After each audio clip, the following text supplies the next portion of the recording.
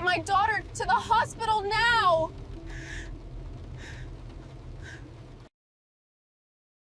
She entered the billionaire CEO's car by mistake with her sick daughter, not knowing he'd been searching for her for 5 years. Have you ever had that one night where everything that could go wrong did?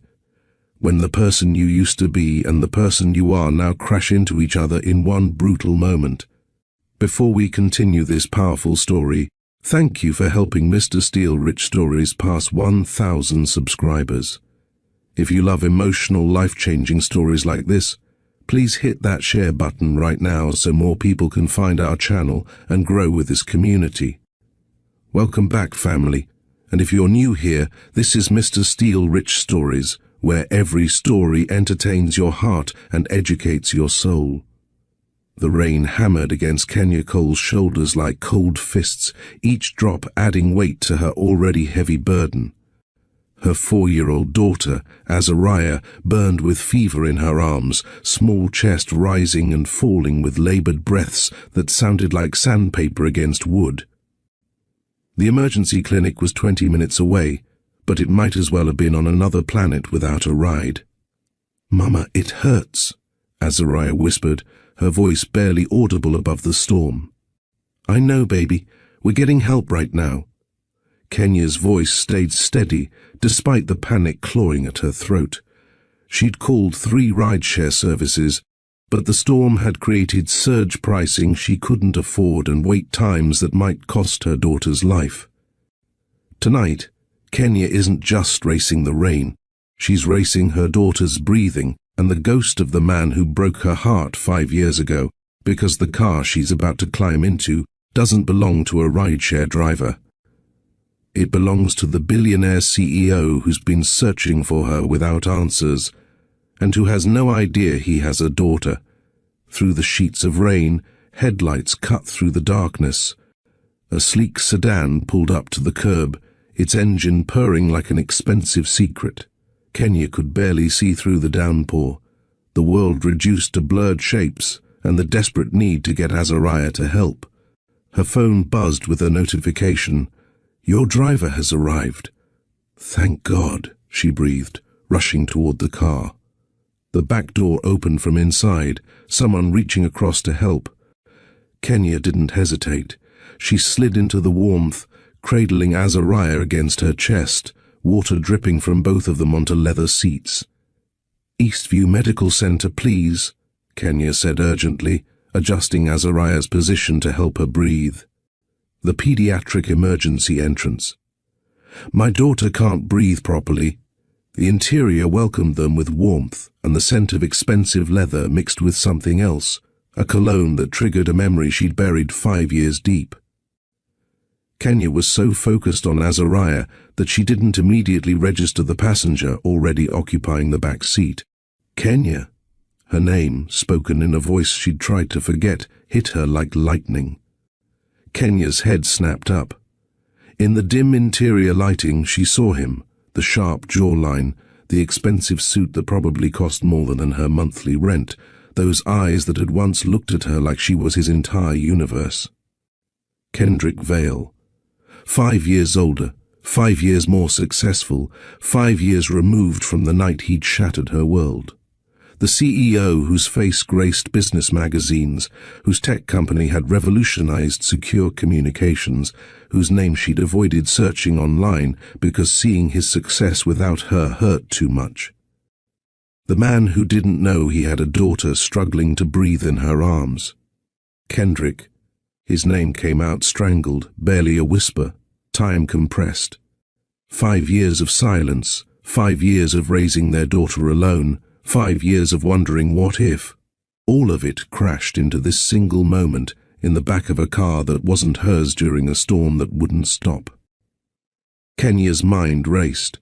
This wasn't her rideshare. She'd climbed into the wrong car, his car. The universe's cruelest joke or its strangest mercy, she couldn't tell which. Azariah chose that moment to cough. A harsh barking sound that made both adults flinch.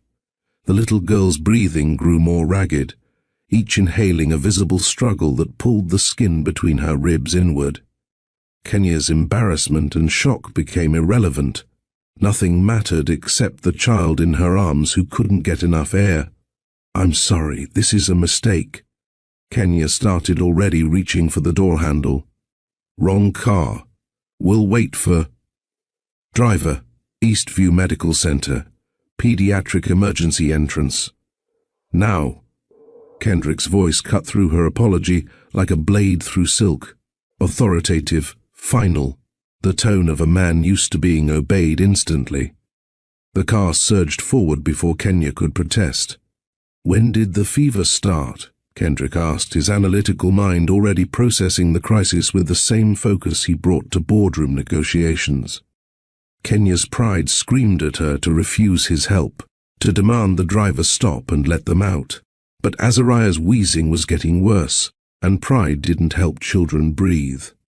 "This afternoon," Kenya answered, her voice tight with fear she couldn't hide.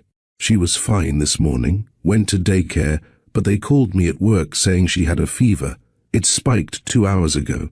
She's had breathing problems before, but never like this." The streetlights painted golden strips across Kendrick's face as they sped through rain-slicked streets. His eyes kept returning to Azariah, studying her features with an intensity that made Kenya's stomach twist.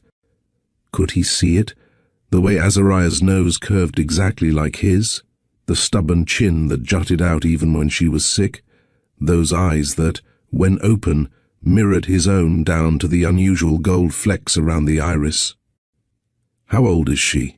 The question landed between them like a stone dropped into still water, ripples of implication spreading outward. 4. Kenya kept her voice neutral, praying he wouldn't do the math, praying the darkness and Azariah's illness would distract him from the truth screaming from their daughter's DNA. The silence stretched, filled only by the rain drumming on the roof and Azariah's labored breathing. Kenya pulled her daughter closer, as if proximity could protect them both from questions she wasn't ready to answer. She was acutely aware of how she must look, soaked through in her grocery store uniform with the stain on the collar she hadn't been able to wash out, hair plastered to her face, a cheap phone with its cracked screen visible in her jacket pocket. The leather seat beneath her was probably worth more than everything she owned. This wasn't how she'd imagined seeing him again. In her rare fantasies, she'd been successful, polished, standing on equal ground.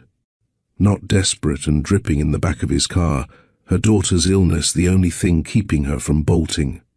Kendrick's hands clenched and unclenched in his lap, the only outward sign of his inner turmoil.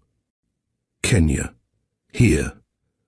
After 5 years of silence, 5 years of private investigators finding nothing, 5 years of wondering if he'd imagined the depth of what they'd shared. She looked different, thinner, with worry lines around her eyes that spoke of exhaustion and struggle. Her clothes were worn, practical, chosen for necessity rather than style. But she was still Kenya, still carrying herself with that fierce dignity he'd fallen in love with, still refusing to ask him for anything beyond this ride, even though she clearly needed so much more. Then his attention shifted fully to the child in her arms. A little girl, maybe 4 years old, struggling to breathe with a wheeze he could hear even over the storm. Kenya held her with practiced urgency. This wasn't the first medical crisis, wouldn't be the last. The protective way she cradled the child's head, the automatic adjustment to help her lungs expand, the whispered comfort. This was a mother who knew her child's needs intimately. But it was the child's features that made his breath catch. Even in distress, even with fever flushing her cheeks, the resemblance was there. The shape of her nose, the curve of her fingers where they gripped Kenya's shirt, that stubborn chin he saw in the mirror every morning. 4 years old, Kenya had disappeared 5 years ago. The math screamed at him, but he pushed the thought aside. Right now, a child, possibly his child, needed help. Everything else could wait. "Does she have any allergies?" Kendrick asked, his voice gentler now. "Any medications she's currently taking?" Kenya rattled off the list automatically. Albuterol, Monteluk asked, a rescue inhaler they kept for emergencies. Medical terms that told him this child had chronic respiratory issues, that Kenya had become fluent in a language no parent wanted to learn. How often does this happen? Bad episodes like this? 3, maybe 4 times a year. Usually we catch it earlier, manage it at home. But tonight, Kenya's voice cracked. Tonight everything went wrong at once. The fever came on so fast and the rideshare apps kept crashing and I couldn't. She stopped herself, visibly pulling her composure back together. Showing weakness in front of him felt dangerous, like giving him ammunition she couldn't afford to lose.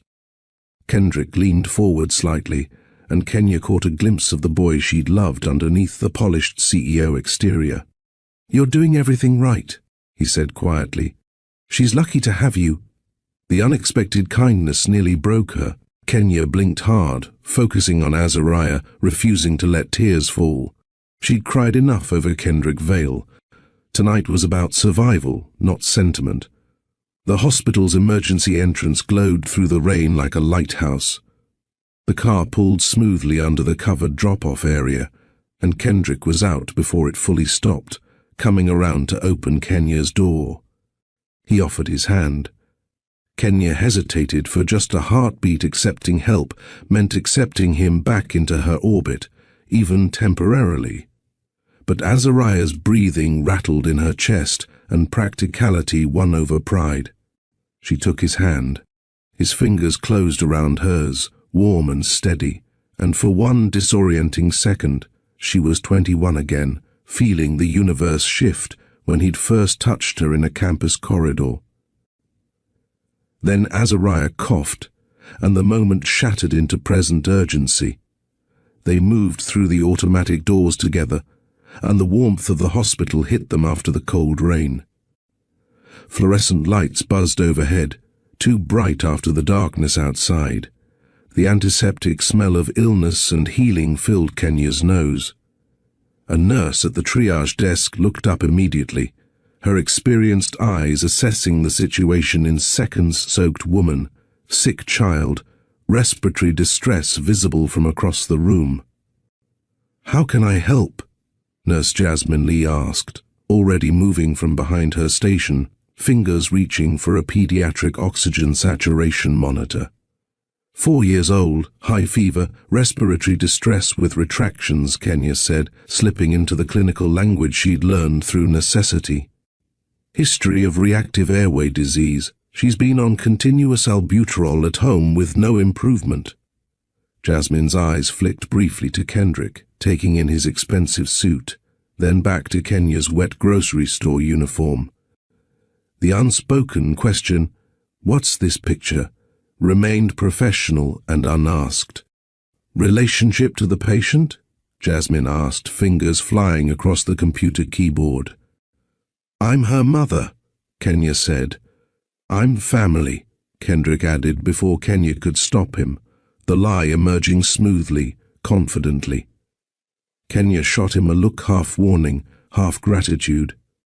Having someone with his presence and obvious resources might get Azariah seen faster, even if it meant complicating an already impossible situation. Jasmine didn't question it. "Let's get her back immediately. I'm paging the attending physician now." Within minutes, they were in a treatment room, and Azariah was surrounded by efficient medical professionals. A pulse oximeter clipped to a tiny finger displayed numbers that made Kenya's heart clench. 89% oxygen saturation, dangerously low for a child her age. An oxygen mask went over Azariah's face, and the little girl's eyes went wide with fear. "Mama." Her voice was muffled, small, terrified. "I'm right here, baby." Kenya moved close, taking Azariah's free hand. "These nice people are helping you breathe better, just like at home but with stronger medicine. Remember how the mask helps, just like we practiced?" Dr. Elena Reyes entered, her movements economical and purposeful. She listened to Azariah's lungs, checked the monitors, asked rapid-fire questions that Kenya answered while Kendrick stood against the wall, watching everything with laser focus. "Severe asthma exacerbation, likely triggered by a respiratory infection, Dr. Reyes announced. We're starting continuous albuterol, and I want a chest x-ray to rule out pneumonia. If her oxygen saturation doesn't improve in the next hour, we'll need to consider admission. Admission? Kenya's voice went tight.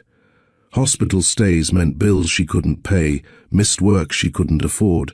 Let's see how she responds to treatment first, Dr. Reyes said, her tone reassuring. But I want to be prepared. Mum, you can stay with her during the nebulizer treatment. Dad, she glanced at Kendrick, we'll need you to wait in the family area while we do the x-ray. Neither Kenya nor Kendrick corrected her assumption about their relationship. I'll be right outside, Kendrick said, his eyes meeting Kenya's. So many things passed unspoken in that look. Questions about the past, about the child who looked like him, about why Kenya had disappeared without a trace. But also something simpler, a shared focus on the small person struggling to breathe, an unspoken agreement that everything else could wait until she was safe. Kenya nodded, unable to trust her voice. As the medical team prepared Azariah for her chest x-ray, as nurses attached monitors and adjusted oxygen flow, Kenya felt the weight of 5 years of secrets pressing against her chest like a physical force. In the next room, Kendrick was almost certainly doing the math, connecting dots, realizing truth she'd hidden. Her phone buzzed, a text from the rideshare service apologizing for the delay, saying her driver was still 10 minutes away. 10 minutes too late. Wrong car, right person, impossible timing. Kenya looked at her daughter, their daughter, and wondered how she was going to explain any of this. To Kendrick, who deserved answers, to Azariah, who deserved a father, to herself, who'd spent 5 years building walls that had just crumbled in the back of her car during a storm. "Mama, I'm scared," Azariah whispered behind the oxygen mask. "I know, sweet girl, but you're being so brave, the bravest girl I know." Through the treatment room's window, Kenya could see Kendrick in the waiting area, sitting perfectly still, his expensive suit still damp, his face a study in controlled emotion. Waiting, thinking, calculating. The storm outside showed no signs of stopping. Neither did the one she could feel building inside these hospital walls. The university sprawled across 40 acres of possibility, its red brick buildings standing like promises against the September sky. Students rushed between classes, backpacks heavy with textbooks and dreams, while banners announcing club meetings and football games flapped in the autumn breeze. This was where futures were built, where connections were made, where some people came to polish their destinies and others came to forge them from nothing. Kenya Cole belonged to the second category. At 21, she moved through campus with the focused determination of someone who couldn't afford to fail. Her schedule was color-coded and memorized, classes from 8 to 3, tutoring from 4 to 6, night shifts at Rosie's Diner from 7 to 2 a.m., homework squeezed into breaks, sleep grabbed in 4-hour intervals. Her textbooks were all used, bought from students graduating the semester before, their margins filled with someone else's notes that she'd carefully erased and replaced with her own. She was the oldest of 3 siblings, the first in her family to make it past high school, carrying the weight of her mother's sacrifices like a backpack full of stones. Lorraine Cole had cleaned office buildings at night for 18 years, so Kenya could sit in these lecture halls during the day.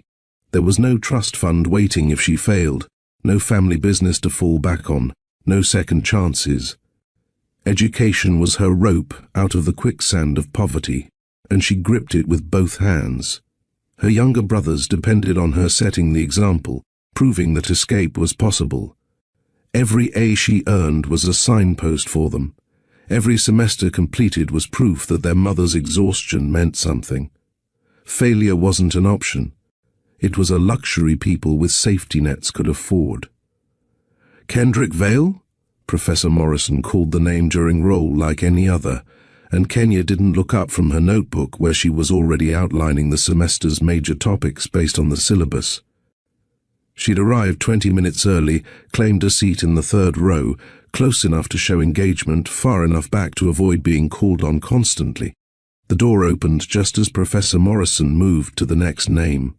Kenya felt the shift in the room's atmosphere, subtle but unmistakable, like the pressure change before a storm.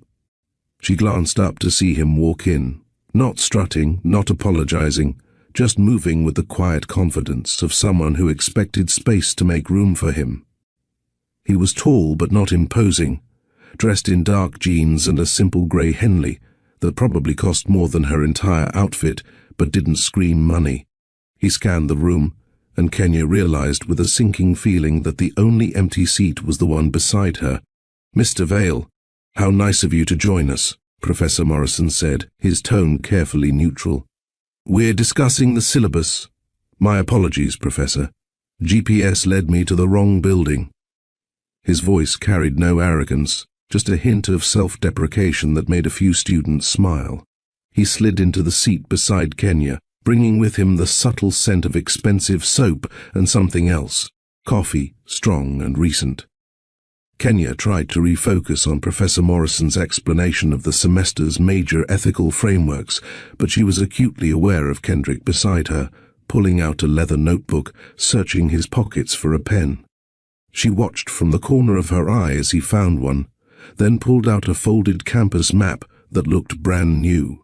Around them, she noticed other students whispering, glancing at Kendrick with recognition. A girl 2 rows back leaned toward her friend and murmured something that made them both look his way. But Kenya had learned early that campus politics and social hierarchies were distractions she couldn't afford. Whoever he was outside this classroom didn't matter. In here, he was just another student who'd shown up late. Kendrick spent 30 seconds studying his campus map, then wrote something on the corner and slid it slightly toward Kenya. "Is this Ethics 201 or 210?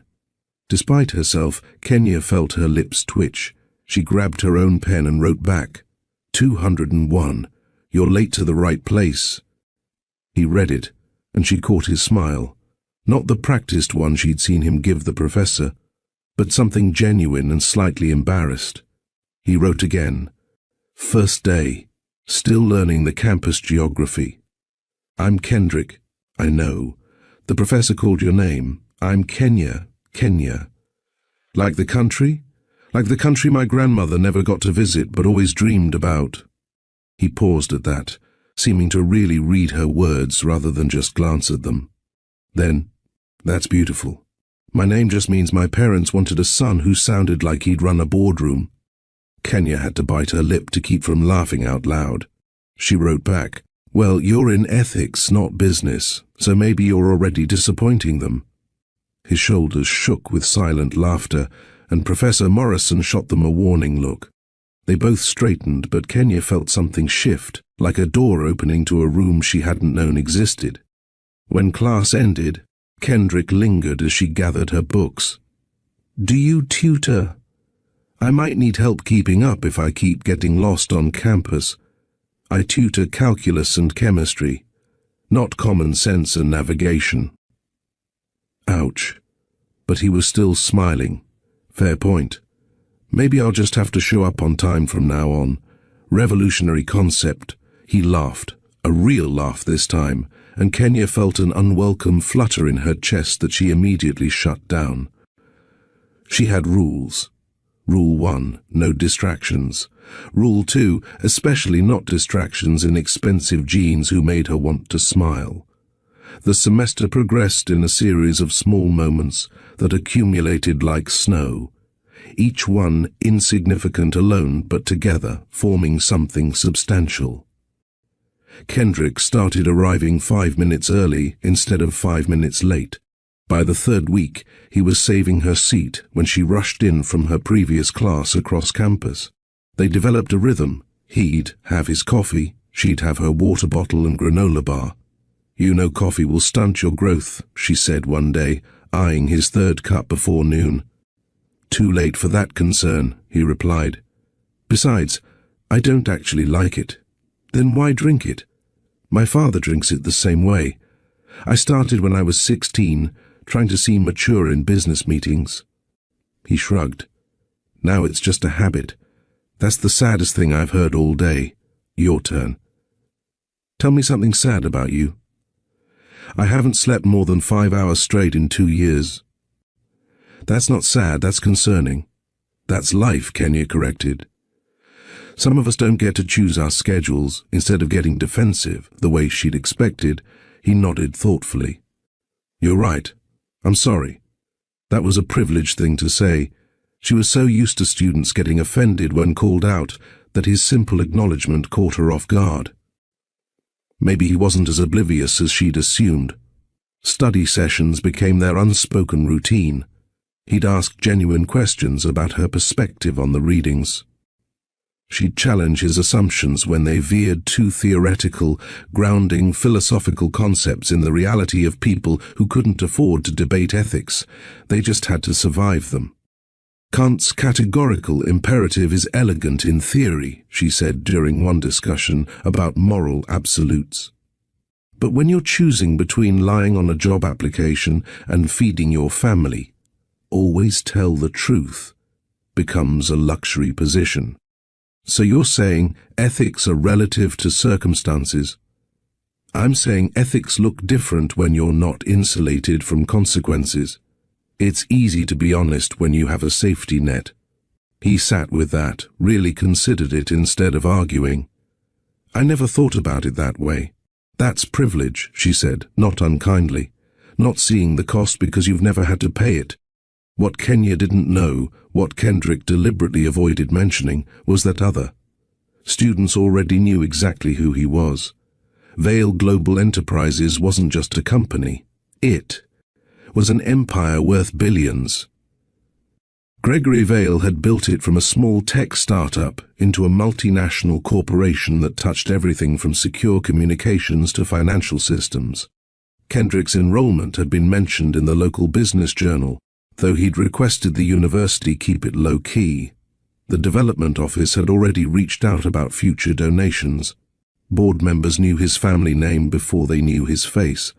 In hallways, students whispered when he passed. That's Vale's son, they'd murmur, worth more than everyone in this building combined. Professors had received polite calls from administration suggesting they support Mr. Vale's academic journey, but with Kenya, none of that existed. She treated him like any other student. Actually, she treated him slightly worse, calling him out when he made assumptions, challenging his arguments in class discussions, completely unimpressed by his expensive watch or the way other students deferred to him. It was intoxicating. For the first time in his life, someone saw him as just Kendrick, not the Vale heir, not the future CEO, not the walking symbol of his father's success. Just a guy who got lost finding classrooms and drank coffee he didn't like and was trying to figure out who he wanted to be instead of who he was supposed to become. He was careful never to mention his father's company, never to bring up the trust fund waiting for him, never to explain why professors sometimes gave him extra consideration. He paid for their occasional coffee with cash, drove a modest car to campus instead of the luxury sedan sitting in his apartment garage, dressed down in a way that blended rather than stood out. With Kenya, he could be real, and it really felt like oxygen after years of performing. Kenya had rules written in mental stone and carved by experience. Rule 1. Education came first, always. Every assignment completed, every test aced, every professor impressed, was another brick in the bridge, carrying her family out of generational poverty. Rule 2. No distractions that could derail her goals. Romance was a luxury for people with time and emotional energy to spare. She had neither. Rule 3. Especially no boys who'd clearly never struggled a day in their lives. She'd watched her mother fall for promises from men who left when reality got hard. She wouldn't repeat that pattern. Rule 4.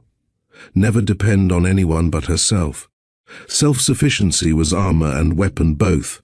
Kendrick was threatening every single rule. She noticed things she wished she didn't. The way he actually listened when she talked, leaning in slightly, never checking his phone or letting his attention drift. How he'd walk her to the bus stop after evening classes, matching her pace without complaint even though she knew his car was parked in the opposite direction. The way he brought 2 granola bars instead of 1, leaving the extra on her desk without comment when he noticed she'd skipped lunch again. "Stop trying to take care of me," she said one evening as he casually mentioned the campus shuttle that ran later than the bus. "I'm not trying to take care of you, I'm sharing information. While walking me to the bus stop, I like the exercise, it's 50 feet. I have very specific fitness goals." She laughed despite herself, and that was the problem.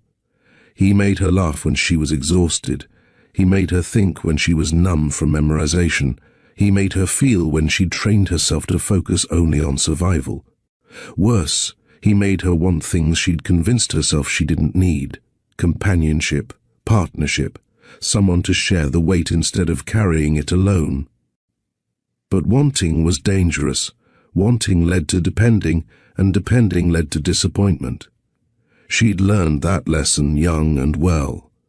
"Let me buy you coffee," he said one October afternoon as they left class. As thanks for explaining Kant's categorical imperative in terms that actually made sense. "No, it's just coffee, Kenya. I work nights at a diner. I have access to all the coffee I could ever want. Then let me buy you good coffee, real coffee, not the industrial strength stuff they serve at diners." She stopped walking and faced him fully. The autumn sun lit his face, highlighting the genuine confusion there. He really didn't understand what he was asking. "I buy my own coffee, Kendrick. I pay my own way. That's how this works. This isn't about coffee, is it?" "No," she admitted. "It's about maintaining boundaries. It's about remembering that your world and mine intersect in this classroom and nowhere else. What if I want them to intersect elsewhere? Then you want something I can't give you." His expression shifted, something like hurt, flickering across his features before he controlled it. "Can't or won't. Does it matter?" "Yes. Can't mean circumstances. Won't mean choice. I can work with the circumstances." Kenya shook her head, resuming her walk toward the bus stop. "You can't work with mine. They're not the kind money solves or charm navigates. They're the kind that exist, because our lives are built on different foundations entirely." He caught up, matching her stride. "Try me. Why? Why does this matter to you?" He was quiet for several steps. When he spoke, his voice was softer, more vulnerable than she'd heard before. "Because you're the only person I've met here who treats me like I'm just me. Not my family name, not my future prospects, just Kendrick who can't find buildings and makes terrible jokes. That's rare. That's valuable. And I don't want to lose it over a cup of coffee." Kenya's resolve wavered. She understood rare and valuable, had so little of either in her own life that she recognized it immediately in his voice. "1 coffee," she said finally. "Dutch. We each pay our own. And this doesn't change anything." His smile was worth more than he'd ever known. "Deal." The coffee shop was deliberately neutral. Not too expensive, not a chain, the kind of place where students actually studied instead of performing. They claimed a corner table, and what was supposed to be a quick drink turned into 3 hours of conversation that felt like opening doors neither had known existed. Kenya told him about Lorraine Cole working multiple jobs, about her brothers who needed her to succeed so they'd believe they could, too, about the scholarship that was her only reason for being here. "My mother works nights cleaning the kind of buildings where people like your family probably work during the day," Kenya said, stirring sugar into her coffee. "She comes home with her knees aching and her hands raw, and she tells me it's all worth it because I'm here. That's the weight I carry every single day, Her sacrifices have to mean something. They do, Kendrick said quietly. You're here. You're brilliant. You're going to do something that matters. How do you know? Because you already are. You matter to your brothers, to your mother, to every argument you make in class that forces people like me to think beyond our comfortable assumptions. Kenya looked away, blinking against unexpected emotion. Compliments felt dangerous. They made her want to believe in possibilities she couldn't afford. Kendrick shared pieces of his own story with careful honesty. His mother had died when he was 12, cancer that his father had fought with money and connections, and ultimately lost anyway. Gregory Vale had responded by working 18-hour days and hiring nannies who weren't allowed to show too much affection because he believed it would make his son weak. I grew up in a house full of people and completely alone, Kendrick said. My father let nannies raise me, tutors educate me, coaches train me. But nobody was allowed to just love me. That was seen as making me soft, unsuitable for running an empire. That's horrible. That's Gregory Vale. Everything is about building strength, creating legacy, beating the competition. Even grief is just another weakness to overcome. Kenya reached across the table without thinking, touching his hand briefly, just enough to say she understood, that she saw the hurt underneath his composed exterior. He caught her fingers for a moment before she pulled away, the contact electric and terrifying in equal measure. You don't have to be him, she said quietly. You don't have to outdo your father or live up to his expectations. You just have to be you. The look he gave her then was so vulnerable, so grateful, that she had to look away before she did something foolish like climb across the table and hold him until that lost expression left his eyes. They talked about dreams, to build technology that actually helped people instead of just generating profit, hers to become a physician's assistant and bring healthcare to communities like the one she'd grown up in. They talked about philosophy and family and the weird intersection of nature versus nurture. They talked until the coffee shop staff started stacking chairs around them. Walking to her bus stop afterward, the autumn air crisp and clean, Kendrick said, "Thank you for today, for seeing me, thank you for being worth seeing." The bus arrived before either could say more, but as Kenya found her seat and watched him standing on the curb through the window, she knew something fundamental had shifted. Her rules were crumbling, and she was terrified of what would be left when they fell completely. November arrived with early frost and the kind of exhaustion that came from midterm season. They'd just finished a brutal 3-hour study session preparing for Professor Morrison's notorious exam that had a 30% failure rate. The campus was quiet, most students having retreated to dorms or apartments, the library closing early for maintenance. Kenya stood at the bus stop, checking her phone for the schedule. "The bus comes in 12 minutes, she said. "I know. You don't have to wait with me. I know that too." They stood in comfortable silence, their breath visible in the cold air. Kenya pulled her thin jacket tighter. She'd been meaning to buy a warmer one, but textbooks had eaten that budget. Without asking, Kendrick stepped closer, positioning himself to block the wind. Not touching, just shielding. "Kenya," he said softly. "Don't. I haven't said anything yet. You're about to. I can feel it. And whatever it is, just don't. What if I said you're the first person in my life who sees me as just me? Not my family's expectations or my future responsibilities, just Kendrick who likes terrible coffee and gets lost on campus. Then I'd say you need better friends.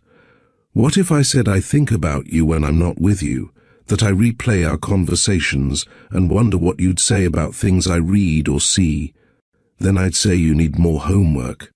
What if I said—" She turned to face him, intending to stop whatever confession was building, but found him closer than expected. Close enough to see the gold flecks in his eyes, close enough to feel the warmth radiating from his body despite the November cold. close enough that when he lifted his hand to cup her cheek, she leaned into it instead of pulling away. The kiss was nothing like dramatic moments in movies.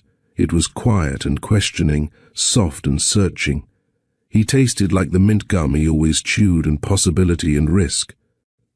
Her hands found his jacket, not pulling him closer but not pushing away either, suspended in that moment between yes and no.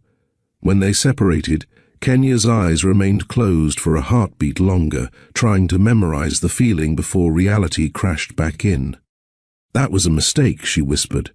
"Maybe," he agreed, his forehead resting against hers, "but it didn't feel like one." The bus arrived before she could respond, its doors opening with a hydraulic hiss that sounded like the universe exhaling.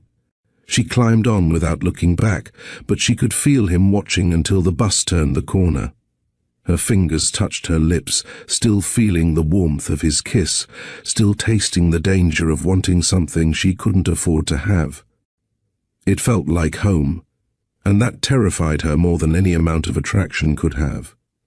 Because Kenya Cole had learned young that home was just another word for something you'd eventually lose. And losing Kendrick Vale, who was never really hers to begin with, would hurt in ways she didn't know if she could survive. The campus cafe buzzed with afternoon energy, students cramming for finals, the espresso machine hissing like an angry cat. Kenya and Kendrick had claimed their usual corner table, books spread between them like a barrier against the world. She was explaining her thesis on economic inequality when his phone vibrated against the wooden surface. "It's my father," he said, the warmth leaving his eyes. "I should take this. Go ahead. I'll review my notes."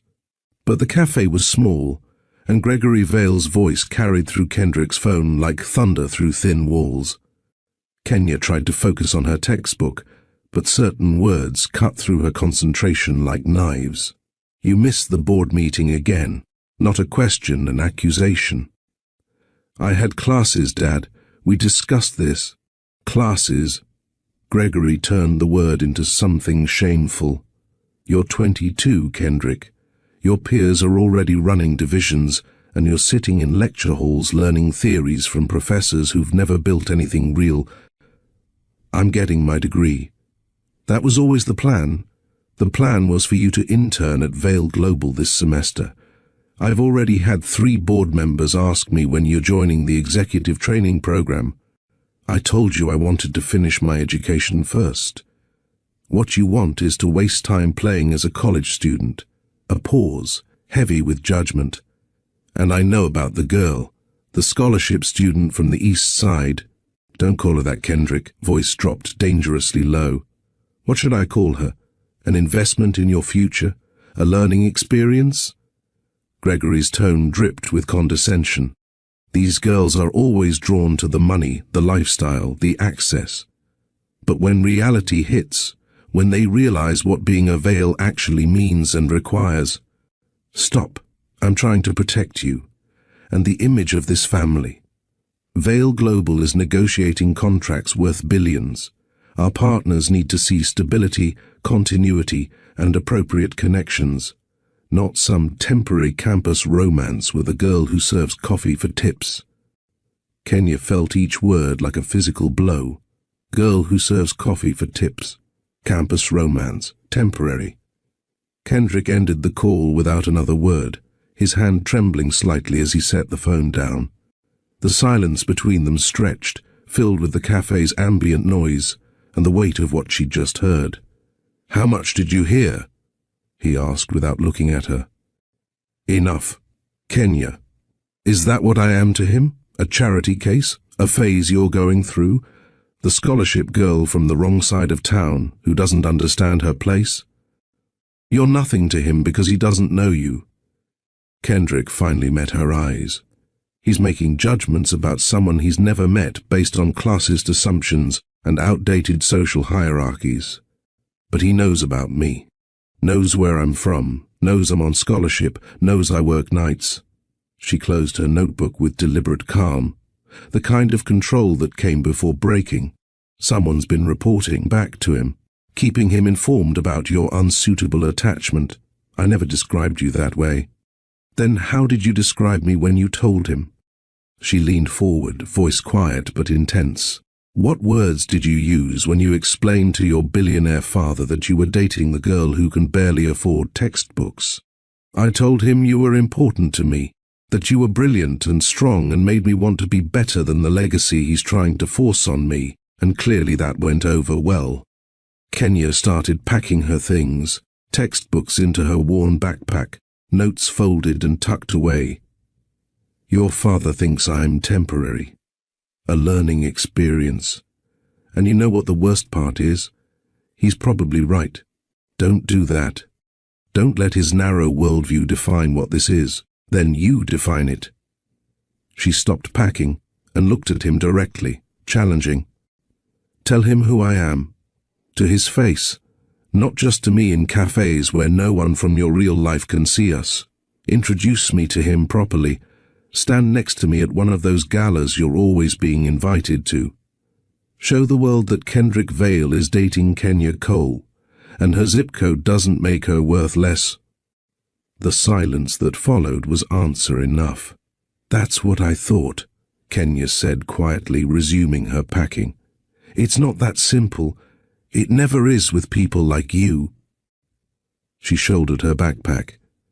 You want me to exist in this bubble where we're just two students falling for each other. But I can't be your secret, Kendrick. I won't be something you're ashamed of when the real world comes calling. I'm not ashamed of you, then prove it. Because right now, your silence says more than your words ever could. She left before he could respond, walking out into the December cold without a backward glance. Behind her, she heard him call her name, but she didn't stop. Some conversations couldn't be continued until actions replaced promises. 3 weeks passed in strained silence. Kenya threw herself into finals, into extra shifts at the diner, into anything that kept her mind off Kendrick's texts that went from apologetic to pleading to eventually stopping altogether. Then the letter arrived. Dear Miss Cole, we are pleased to inform you that you have been selected as one of 3 student speakers at this year's annual scholarship gala. Your academic achievements and compelling personal story make you an ideal representative of our program's mission. The gala was being held at the Grand Ballroom downtown, black tie optional, with donors and university administration in attendance. It was an honor, an opportunity, a chance to show that scholarship students were more than statistics, that they had voices and value beyond the financial aid they received. It was also, she discovered when she read the donor list, being primarily sponsored by Vale Global Enterprises. You have to go, Lorraine Cole said that evening, carefully pressing the simple navy dress they'd found at a discount store.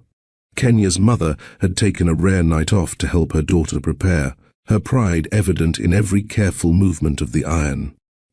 I don't have to do anything. Baby girl, this is recognition. This is them seeing what I've always known, that you're exceptional, that you belong in those rooms just as much as anyone else.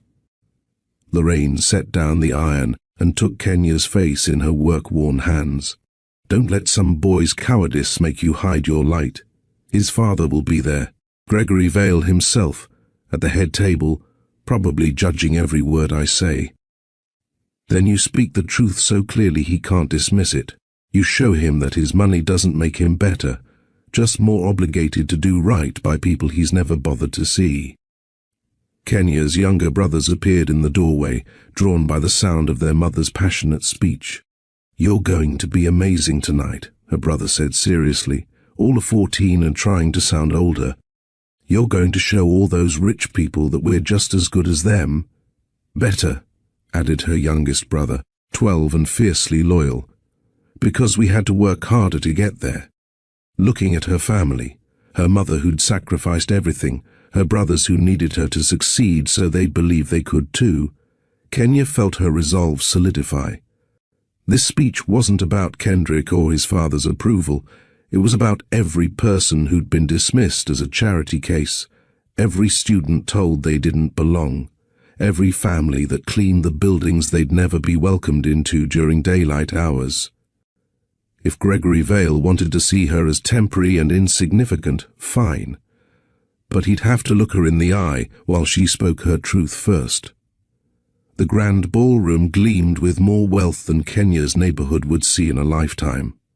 Crystal chandeliers cast warm light over tables draped in white linen, each centerpiece an arrangement of flowers that probably cost more than her textbooks.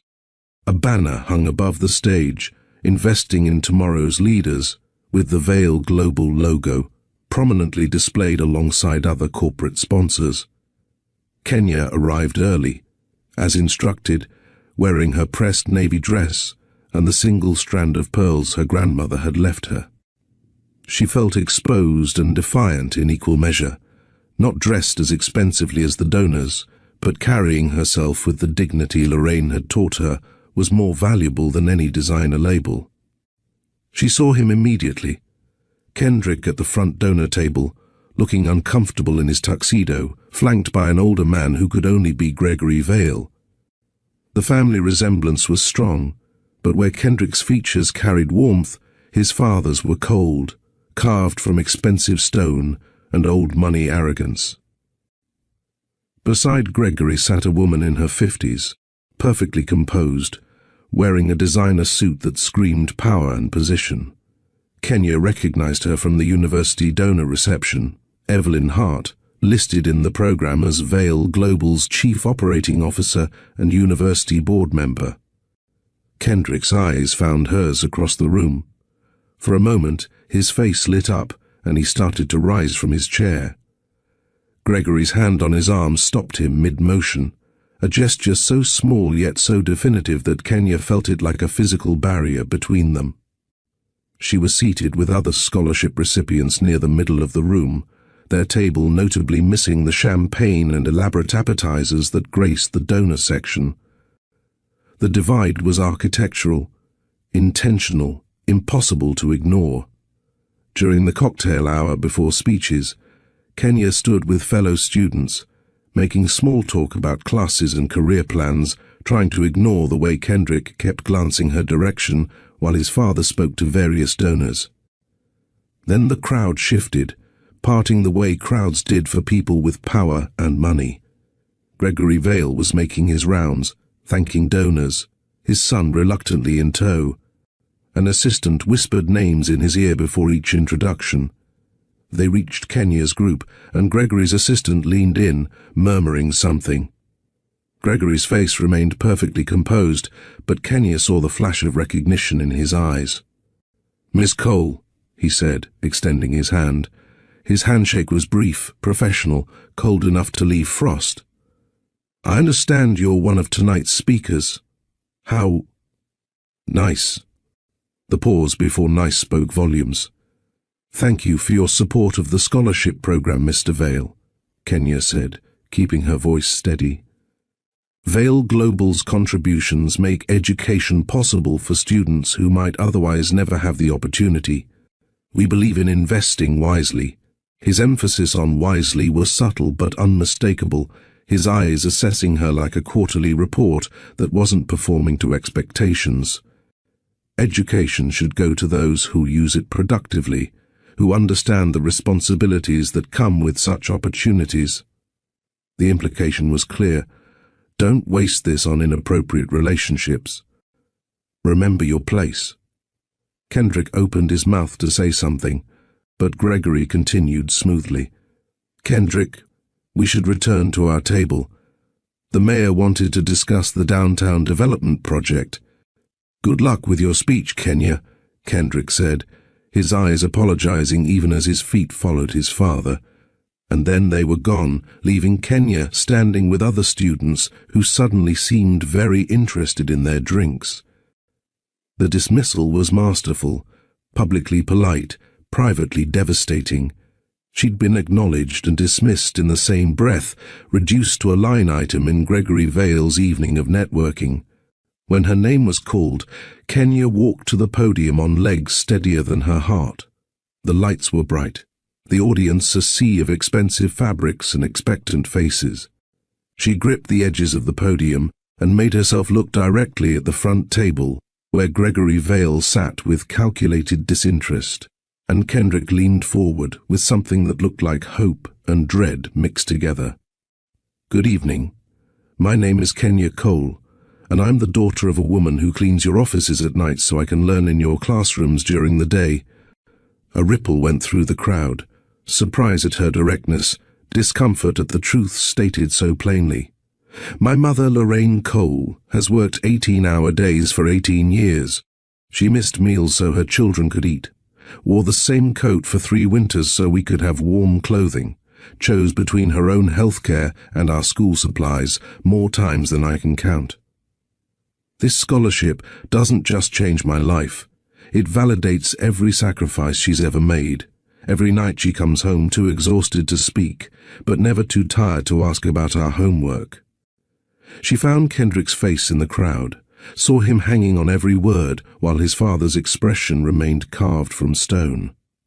Education isn't just an opportunity for people like me, it's oxygen. It's the difference between repeating generational cycles and breaking them. When you invest in students from my neighborhood, you're not doing charity, you're making the smartest investment possible. Because we know what failure costs.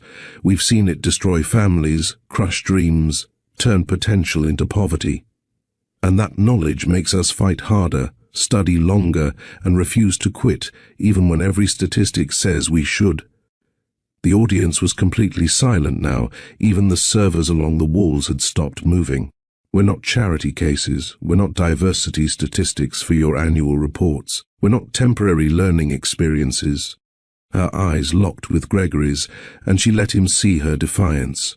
"We're the future you're investing in, whether you believe we belong in your world or not, and we'll prove our worth not by conforming to your expectations, but by exceeding them so thoroughly you'll wonder how you ever dismissed us in the first place." She paused, letting the words settle. "So thank you for your financial support. But understand this. We don't owe you gratitude that comes with silence. We owe you results that come with voices. And we're just getting started." The applause started slowly, then built, genuine, thunderous. Board members were nodding, donors leaning toward each other in animated discussion. Kendrick was on his feet, pride evident on his face, even as his father remained rigidly seated. But Gregory Vale's expression was what Kenya would remember later. Not anger, not dismissal, but calculation. The look of a man who just realized an underestimated opponent was more dangerous than he'd anticipated. Kenya was gathering her coat from the check room when a manicured hand touched her elbow. "Miss Cole, that was quite an inspiring speech." Evelyn Hart stood beside her, immaculate in her designer suit, a smile perfectly calibrated between warmth and assessment. "Thank you. Walk with me to the valet?" "I'd love to chat for a moment." It wasn't really a request. They walked through the hotel's marble lobby, Evelyn's heels clicking with metronomic precision against the polished floor. "You photograph well," Evelyn said conversationally. "The marketing team captured some wonderful images of you at the podium. Very compelling visual, the determined scholarship student making good. It's exactly the narrative donors want to see." "It's not a narrative, it's my life." "Of course. And what a life you're building." Evelyn's tone remained pleasant, conversational. "It would be such a shame if anything derailed that journey. You've worked so hard, overcome so much. The last thing you need is complications." Kenya stopped walking. "Is that a threat?" "Heavens, no. Just an observation from someone who's navigated these worlds much longer than you." Evelyn's smile never wavered. "I sit on several boards. University Scholarship Committee, professional development programs, graduate school advisory panels. I've seen many bright students like yourself. The ones who succeed are those who stay focused, who don't let temporary distractions compromise their long-term goals. Temporary distractions, relationships that seem meaningful in the moment, but can't survive the reality of vastly different trajectories. Evelyn pulled a thin envelope from her clutch. Gregory asked me to give you this. Consider it appreciation for your speech tonight and recognition of your potential.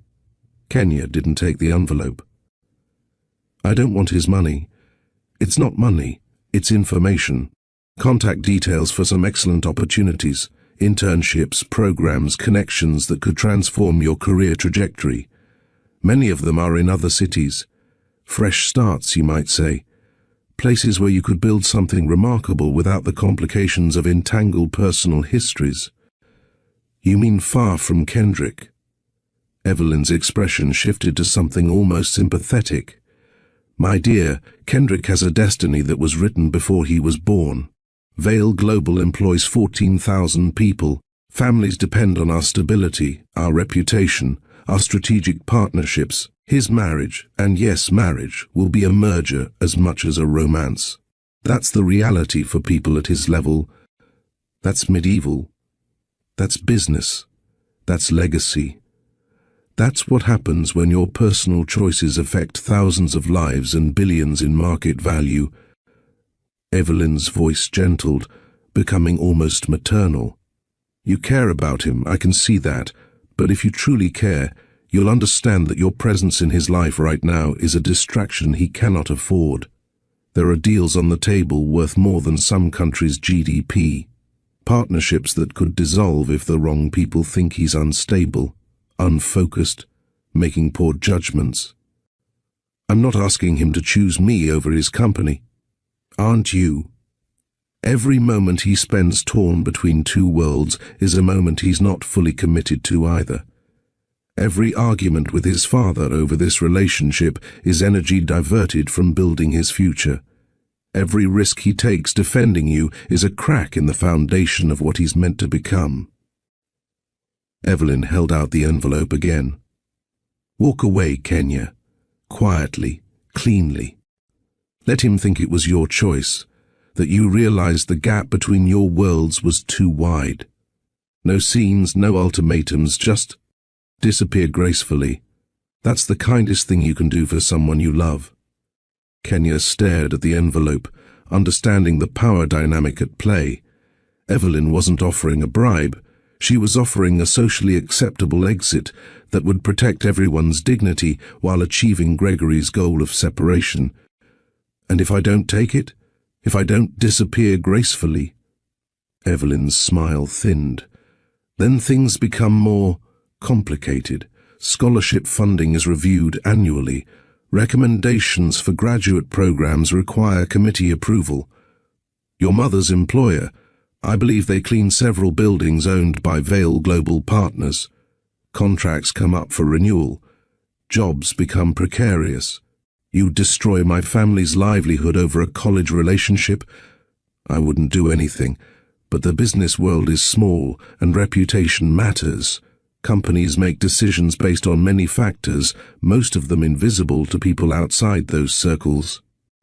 Evelyn's voice remained pleasant, reasonable. I'm not threatening you, Kenya. I'm explaining reality. When you challenge people with Gregory Vale's resources and connections, collateral damage happens. Maybe not directly, maybe not obviously, but it happens. She tucked the envelope back into her clutch, since Kenya wouldn't take it. Think about it. You're brilliant, determined, clearly capable of remarkable things. Don't let pride or a college romance destroy the future you fought so hard to build. And don't make your mother pay for choices that feel romantic now but will seem foolish in hindsight. Evelyn's car pulled up, sleek, expensive, driven by a professional chauffeur. She paused before getting in. You asked if this was a threat. It's not. It's a choice. You can walk away with dignity and opportunity intact, or you can fight a battle you cannot win against people who play a game you don't even know the rules to. Choose wisely, Miss Cole. You strike me as someone who understands survival. Then she was gone, leaving Kenya standing under the hotel's entrance lights, the weight of impossible choices settling on her shoulders, like snow that would eventually bury her if she didn't move. That night, Kenya lay in her narrow bed, staring at the ceiling while her brothers slept in the next room. The apartment was quiet except for the drip of the kitchen faucet they couldn't afford to fix properly, and the distant sound of the city that never fully slept. She wasn't afraid for herself. She'd survived worse than rich people's disapproval, could handle doors closing and opportunities vanishing. Her pride could weather storms that would break people who'd never learned to bend. But her mother's tired face haunted her. Lorraine had already sacrificed so much, her health, her time, her own dreams, all laid on the altar of her children's futures. How could Kenya let that woman lose her livelihood because her daughter had fallen for someone impossibly inappropriate? And her brothers, they were watching, learning, building their own sense of what was possible based on what Kenya achieved. If she stayed and fought and lost everything, what lesson would that teach them? That love mattered more than survival, that pride was worth poverty. She thought of Kendrick's face at the gala, the way he'd wanted to come to her but hadn't fought hard enough to do it, the way he'd let his father pull him away, chosen the path of least resistance over standing publicly beside her. If he truly loved her, wouldn't he have introduced her to Gregory months ago? Wouldn't he have made their relationship public instead of treating it like something that existed only in cafes and study sessions?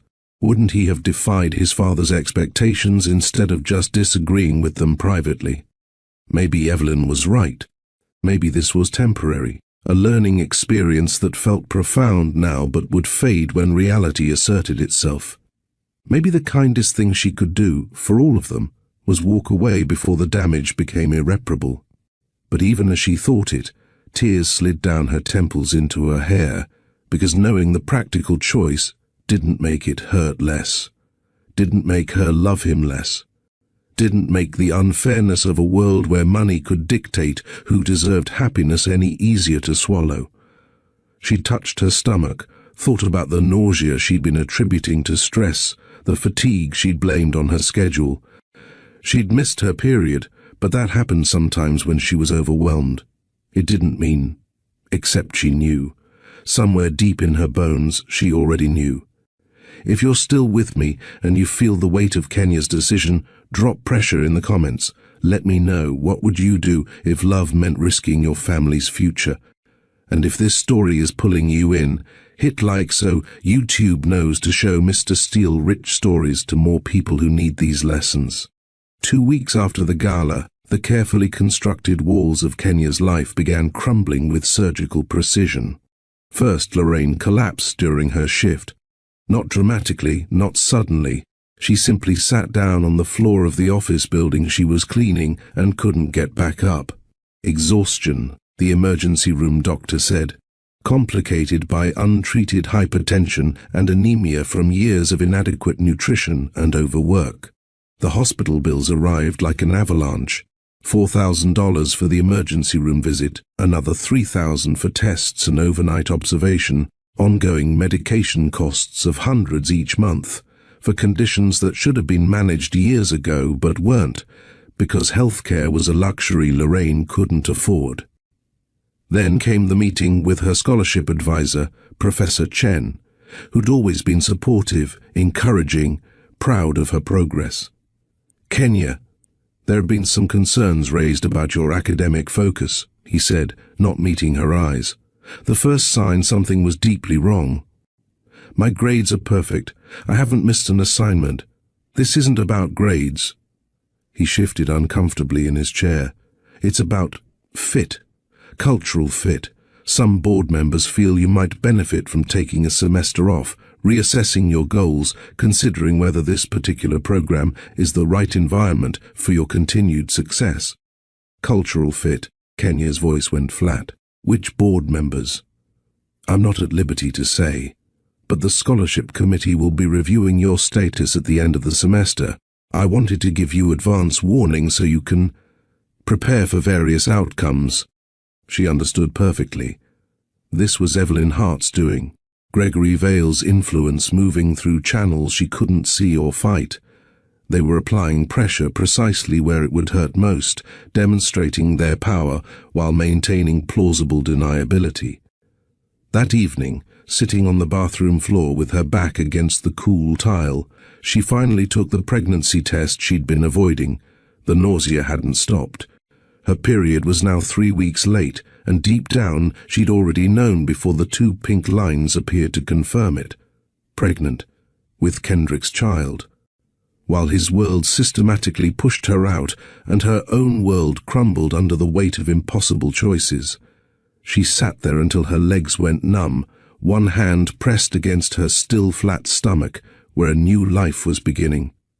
A child who would change everything, who deserved better than parents torn apart by circumstances neither could control.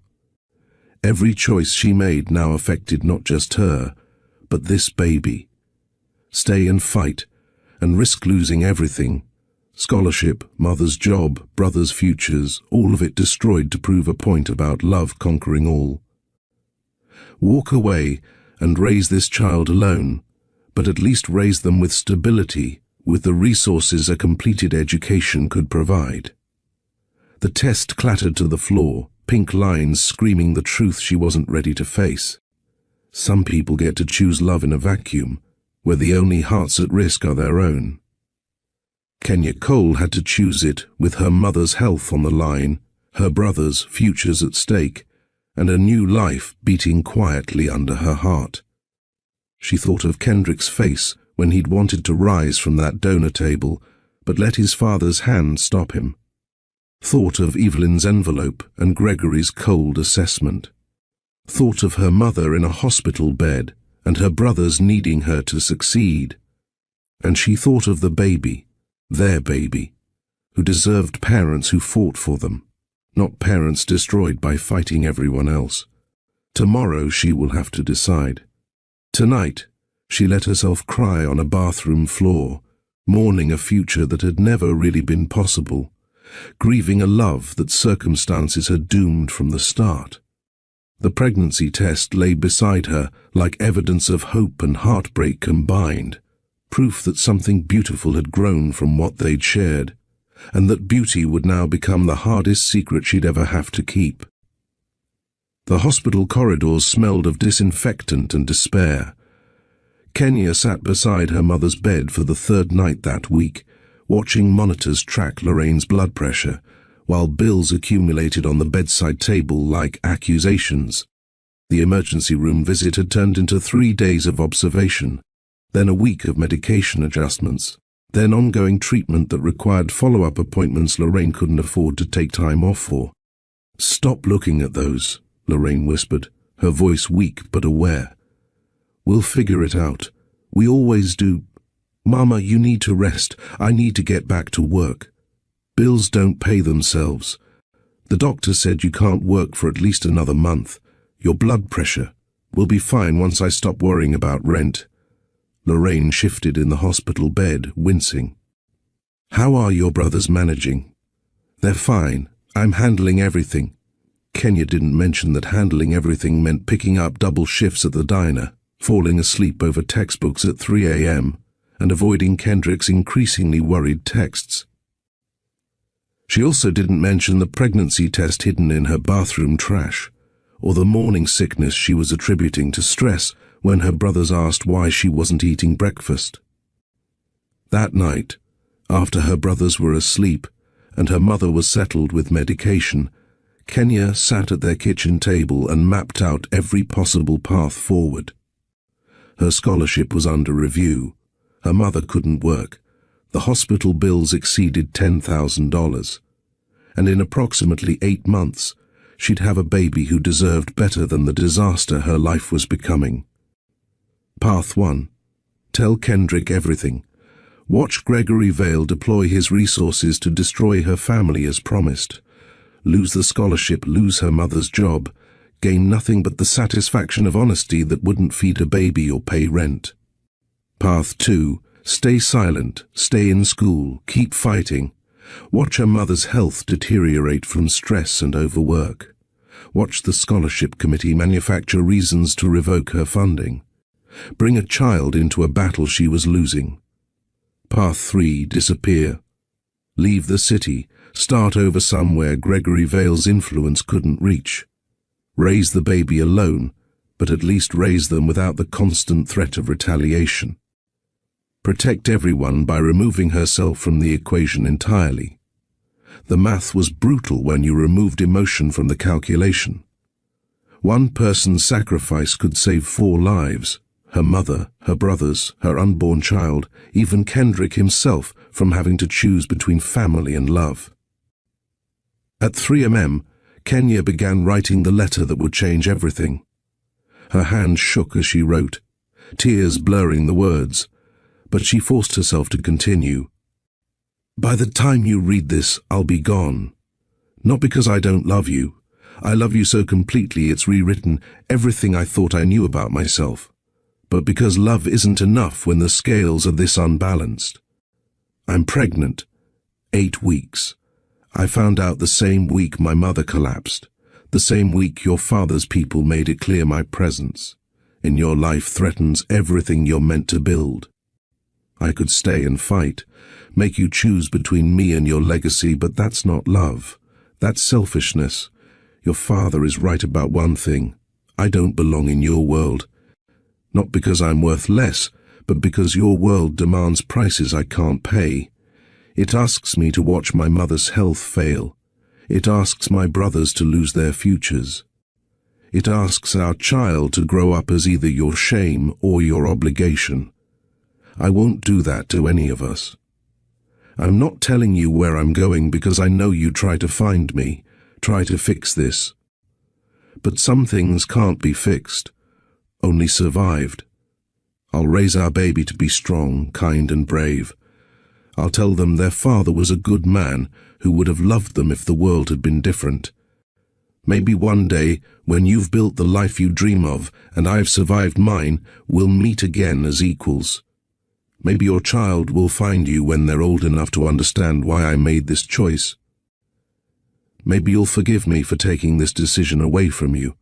Please don't look for me. Please don't wait for me. Please build something beautiful with your life. Something that makes all of this worth it. I love you. I'll love you at 2 a.m. when the baby kicks. I'll love you when they take their first steps. I'll love you when they ask about their father and I have to choose between truth and protection. I'll love you badly and desperately and forever, but from a distance that keeps everyone safe. Be happy, Kendrick. That's the only thing that will make this bearable. Always, Kenya. She sealed the envelope with hands that wouldn't stop trembling, addressed it to his campus mailbox, and walked through the pre-dawn darkness to the student center. The overnight mail slot waited like a mouth ready to swallow her last connection to him. Kenya stood there for 5 full minutes, envelope in hand, giving herself one final chance to change her mind, to choose differently, to believe that love could actually conquer the practical realities of power and money and family obligation. Then she thought of her mother's hospital bed, her brother's futures, the baby growing inside her who deserved stability more than romance. The metal slot closed with a sound like finality, swallowing her words and her hope in one irreversible moment. Monday morning brought Evelyn Hart to the University Administration Building. As a board member and major donor liaison, she had access most people never questioned. The Student Services Coordinator smiled when Evelyn mentioned needing to verify some scholarship correspondence. Of course, Ms. Hart, take whatever time you need. The campus mail system was outdated, still relying partly on physical mailboxes for official university correspondence. Evelyn moved through the rows with practiced efficiency, looking for one specific name. There, Kendrick Vale's box, stuffed with the usual university announcements and club flyers. And there, unmistakable, an envelope in handwriting she'd seen on scholarship applications. Kenya Cole's careful penmanship, the kind that came from someone who knew presentation mattered when you couldn't afford mistakes. The envelope was thick, suggesting multiple pages, personal correspondence clearly. Evelyn held it up to the light, catching fragments of words through the cheap paper. Pregnant, love you, forgive me. Everything she needed to know. Did you find what you needed? The coordinator asked. Yes, thank you. Evelyn slipped the letter smoothly into her briefcase between quarterly reports and meeting agendas. Just verifying our records are current. Later, in her corner office 40 stories above the city, Evelyn locked Kenya's letter in a file cabinet labeled Personnel Issues, archived. She told herself she was protecting the company's future, preventing a complication that could cost thousands of jobs if Kendrick's focus wavered during critical negotiations. The fact that she was stealing a woman's last words to the father of her child, that was just the cost of doing business at this level. The powerful had always made decisions for the powerless. At least this way, everyone could move forward cleanly. Gregory would never need to know the pregnancy had been disclosed. Kendrick would never know Kenya had tried to tell him. And Kenya would disappear into whatever new life she built, believing her silence had protected everyone. Clean, efficient, final. Evelyn returned to reviewing acquisition proposals, the letter already forgotten in the locked drawer where secrets went to die. Kenya packed her life into 2 suitcases, everything she couldn't bear to leave behind fitting into luggage borrowed from a neighbor. Her mother's picture from graduation. The notebook from ethics class with Kendrick's first note still folded inside. Her grandmother's pearls. The positive pregnancy test wrapped carefully in tissue paper. Evidence that this was real, that the sacrifice meant something. You don't have to do this, Lorraine said from the doorway. She was home from the hospital now, but still weak, supposed to be resting, yet mothers had radar for when their children were breaking. The job opportunity is too good to pass up, Kenya lied, repeating the story she'd carefully constructed. Assistant manager at a healthcare clinic in Austin. They're covering relocation costs, and I can finish my degree online while getting real experience. This is about that boy. The rich one you stopped mentioning. This is about building a future. Kenya couldn't meet her mother's eyes while lying. About opportunities I can't get here. Running away doesn't solve problems, baby girl. It just moves them to a different zip code. I'm not running. I'm surviving. Kenya finally looked up. Mama, you taught me that sometimes the bravest thing you can do is know when to retreat, regroup, and fight another day. This is me retreating. Lorraine pulled her into a hug that said everything words couldn't. You're stronger than you know, but you don't always have to be strong alone. I know, Mama, but right now I do. Her brothers appeared, suspicious and sad in equal measure. She told them about the job opportunity, made it sound exciting and positive, but they knew her too well. You're leaving because of him, aren't you? Her brother asked quietly, while the youngest wasn't listening. The guy you never talked about but stopped being happy after. I'm leaving because it's the right choice for everyone. That's not the same as it being a good choice. Kenya kissed his forehead instead of answering, because he was right and she couldn't admit it. The bus station at dawn was almost empty, just a handful of travelers and one young woman carrying 2 suitcases and a secret that would reshape her entire future. Kenya bought a ticket to Austin with cash, knowing credit cards left trails that private investigators could follow. As the city disappeared behind her through the grimy bus window, she placed a hand on her still flat stomach. It's just us now, she whispered to the collection of cells that would become Azariah. But we're going to be okay. We're going to be more than okay. I promise you that. The bus rolled south, carrying her toward a future she'd have to build alone, leaving behind the man she loved and the life they might have had if the world had been different. It took Kendrick 3 days to realize something was wrong. Kenya had been pulling away since the gala, their usual study sessions cancelled, her texts brief and increasingly infrequent. He'd assumed she needed space to process his father's behavior, time to decide if he was worth the complications his family brought. By day 5, concern replaced patience. Her phone went straight to voicemail. Not rings, then voicemail, but the immediate transfer that meant the number was disconnected.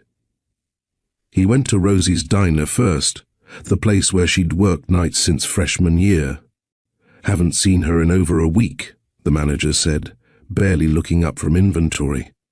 She quit, said she had a family emergency, needed to leave town, gave her a final paycheck and that was it.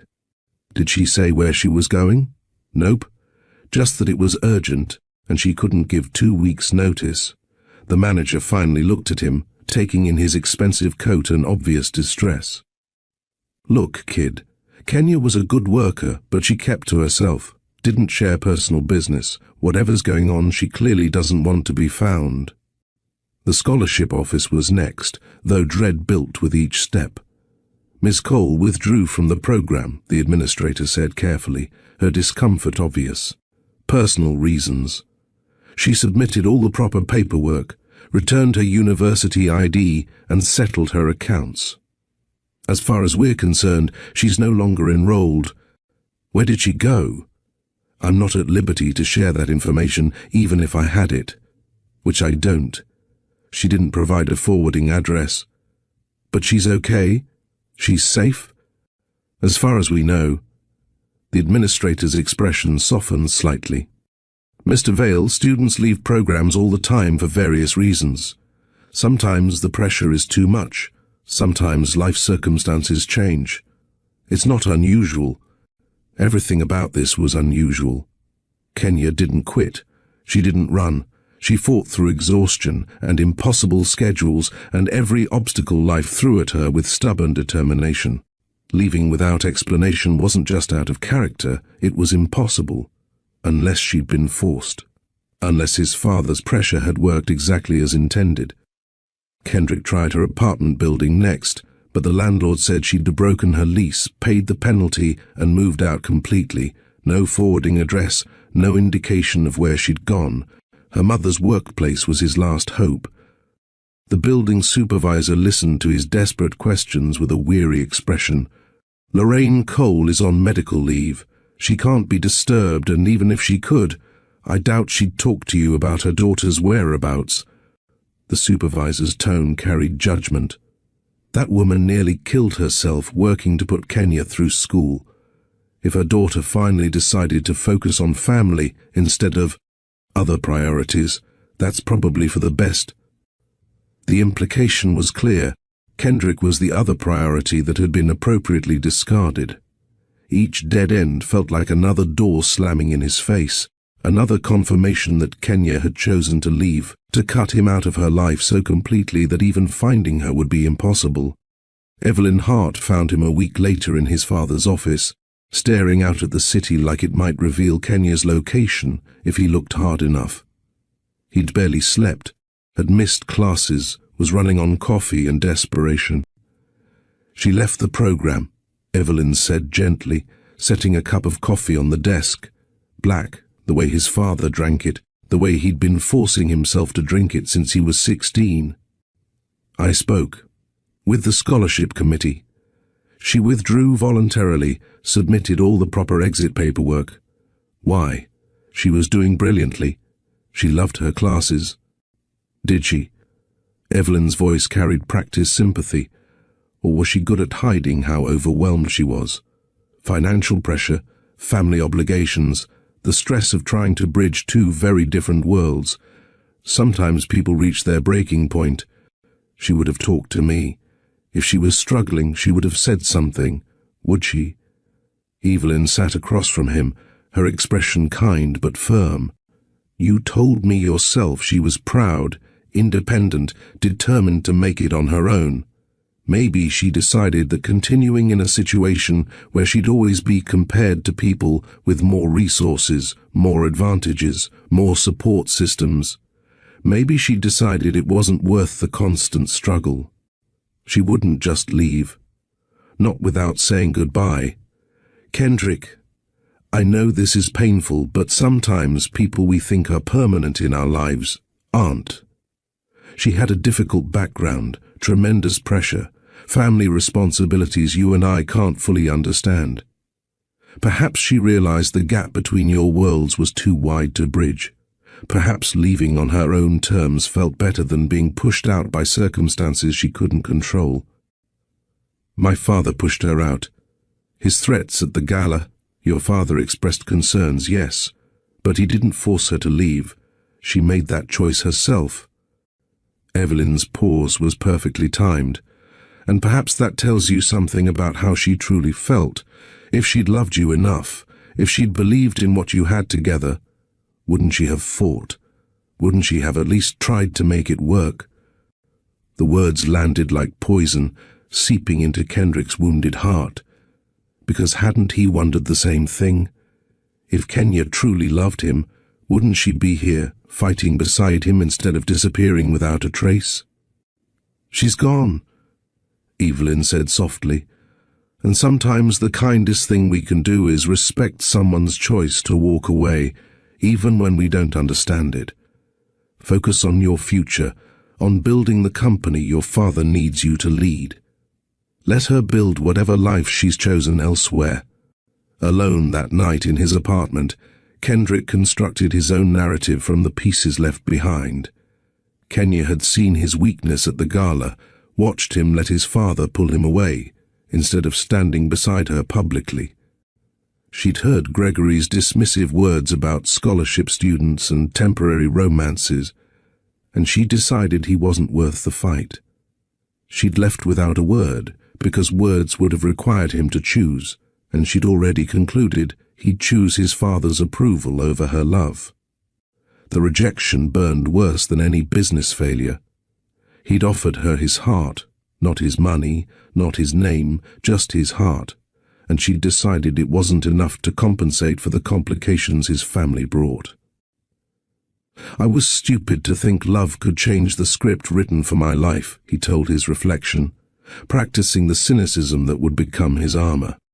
But even as he built walls around the wound Kenya had left, he couldn't bring himself to throw away the folded campus map with her first note. He tucked it in his wallet behind his credit cards, where it would live for the next 5 years like a splinter too deep to extract. The conference room at Vale Global Tower stretched out before him, floor-to-ceiling windows displaying the city like a kingdom waiting to be claimed. Kendrick sat at the mahogany table just 3 weeks after Kenya's disappearance, reviewing contracts for a major acquisition his father had been negotiating for months. The numbers should have thrilled him. His first real involvement in a deal worth hundreds of millions, proof that Gregory was finally taking him seriously as a future leader of the company. Instead, he found himself thinking about Tuesday nights in the library, about the way Kenya would tap her pen against her lips when she was concentrating, about her laugh when he'd finally admitted he hated coffee but drank it anyway to seem more like his father. "You're distracted," Gregory observed from the doorway, his tone carrying disappointment rather than concern. "Just reviewing the terms carefully. You've been reviewing the same page for 10 minutes. Gregory entered, closing the door behind him. "She's gone, Kendrick. You need to accept that and move forward. Did you know she was leaving?" "I knew she was intelligent enough to recognize an untenable situation when she saw one." Gregory's voice held no triumph, just matter-of-fact satisfaction. "You'll thank me one day. When you're married to someone suitable, running the company with a clear head, you'll understand that some people are meant to be chapters, not entire books." She wasn't a chapter. She was.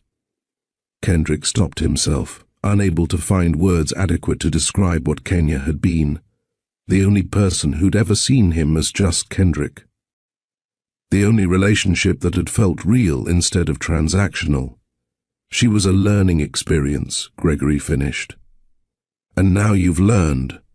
The sooner you accept that, the sooner you can focus on what actually matters.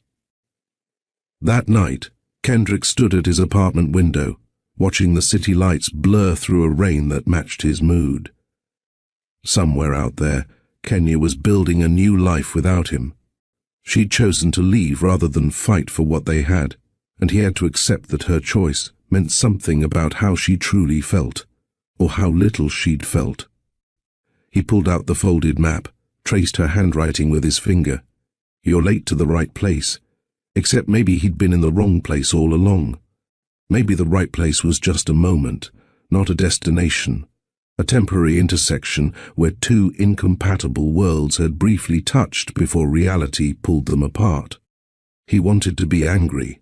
Anger would be easier than this hollow ache, this sense that the best part of himself had walked away and left him with just the parts his father had always wanted. Ambitious, focused, empty.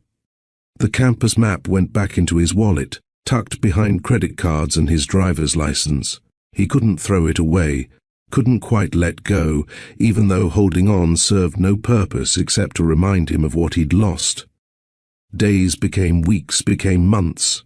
Kendrick threw himself into Vale Global with the dedication his father had always demanded. He attended board meetings, studied quarterly reports, shadowed executives through negotiations. He learned to read balance sheets the way some people read novels, to see market trends before they fully emerged, to make decisions that affected thousands of employees with the same detachment his father wielded.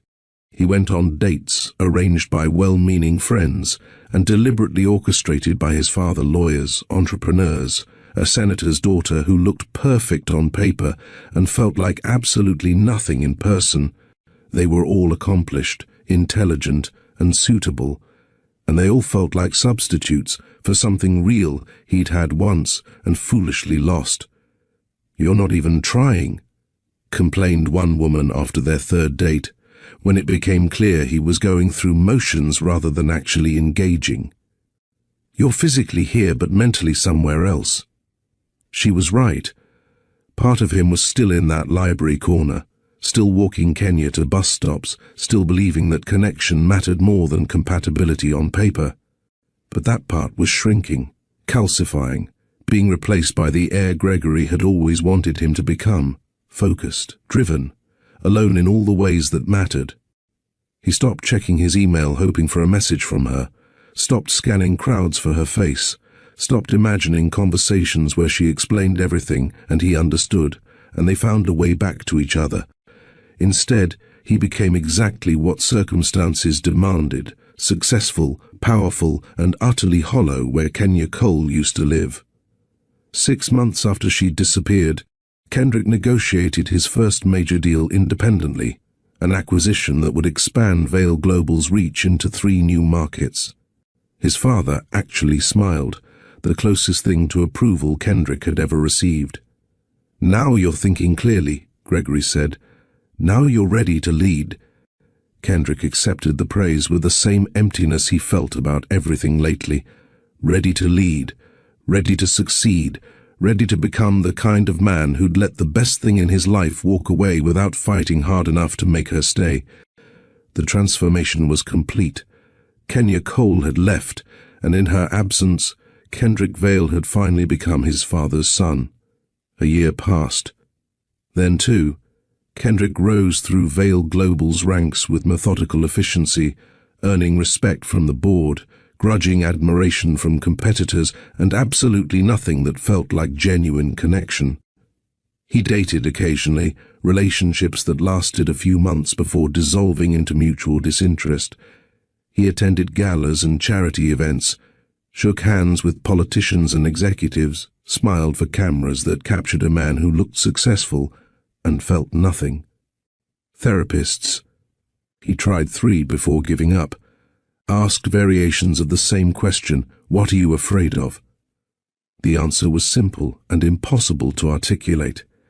He was afraid that Kenya had been his one chance at something real, and he'd let her slip away, that he'd spend the rest of his life achieving everything his father wanted while losing everything he'd actually needed. But admitting that meant admitting he'd failed at the most important thing, so instead, he said he was fine, just busy, just focused on building the company.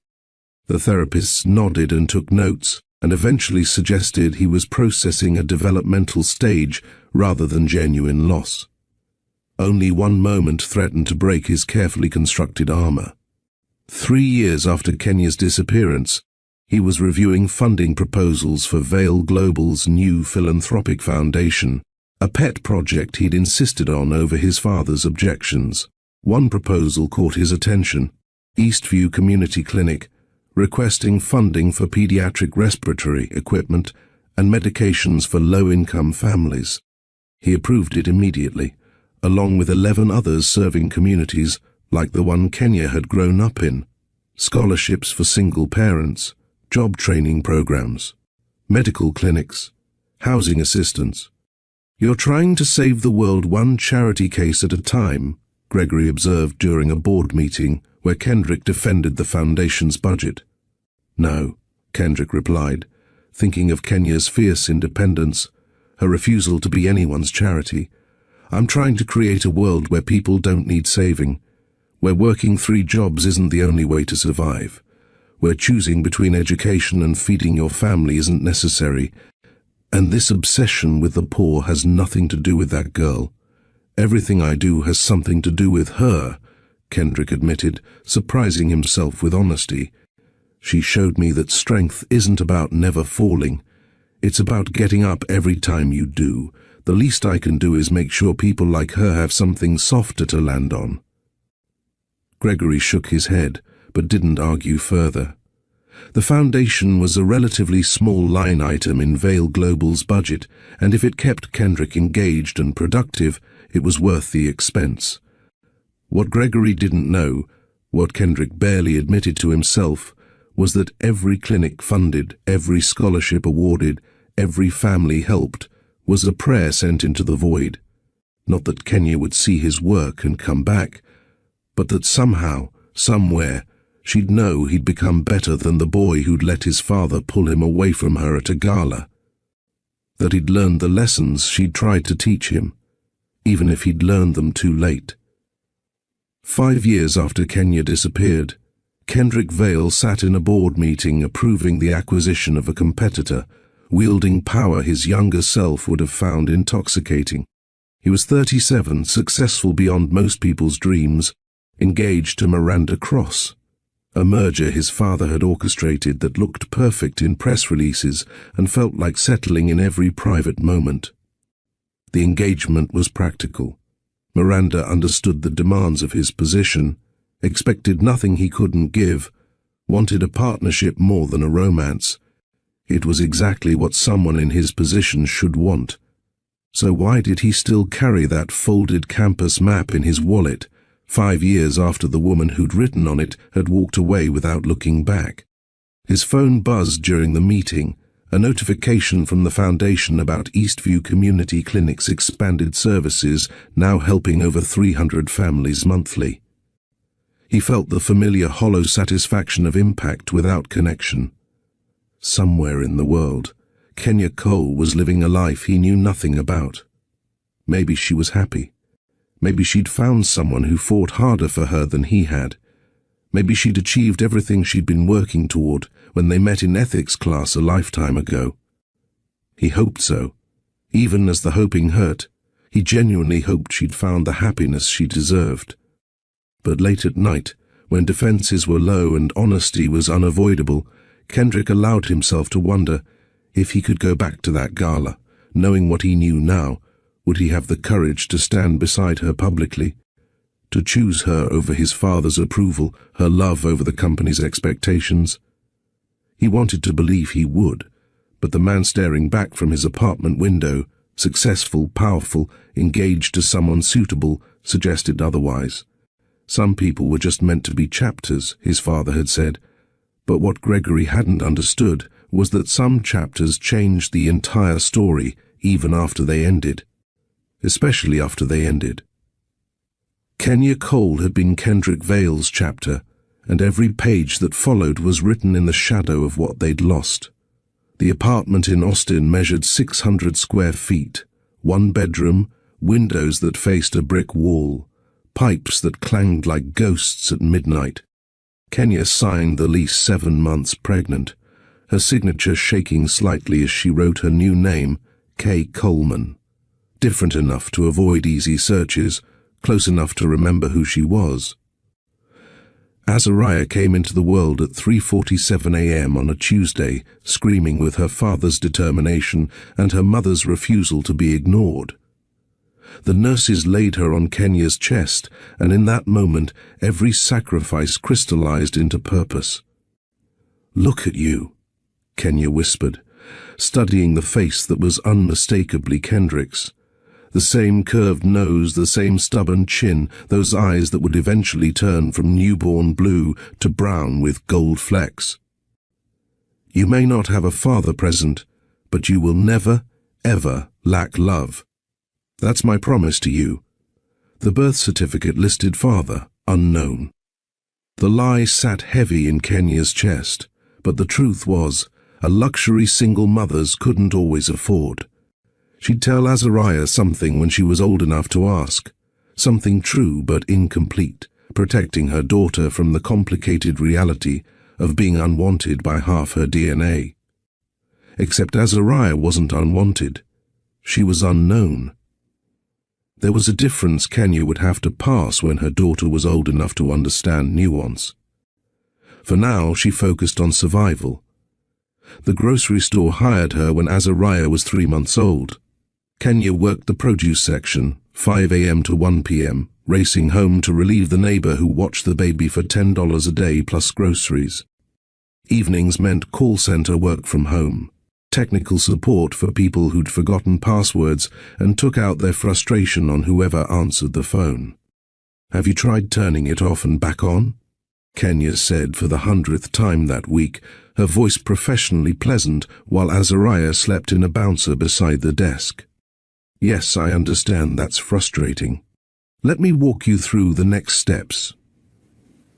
Community college classes happened online after midnight, Kenya fighting exhaustion while studying for her medical assistant certification. The textbooks were PDFs downloaded from questionable sites because legitimate copies cost more than a week's groceries. She'd prop Azariah against her chest when the baby was restless, the tiny warmth keeping her awake while she memorized anatomy terms and medication protocols. "We're building something, baby girl," she'd whisper during those late-night study sessions. "Brick by brick, we're building something better than what we have now." Sleep became theoretical, something other people did in solid blocks rather than snatched in 90-minute intervals between feeding schedules and work shifts and homework deadlines. Kenya learned to function for 4 hours total, to fall asleep standing in the shower, to dream about rest the way other people dreamed about wealth. But every morning, Azariah's smile made it worth continuing. Every milestone, first word, first step, first time sleeping through the night, felt like evidence that they'd survived this impossible juggling act. Kenya's mother called weekly, worried and proud in equal measure. The story about the assistant manager position at a healthcare clinic had evolved into working my way up while finishing my degree online. Not quite lies, but not quite true either.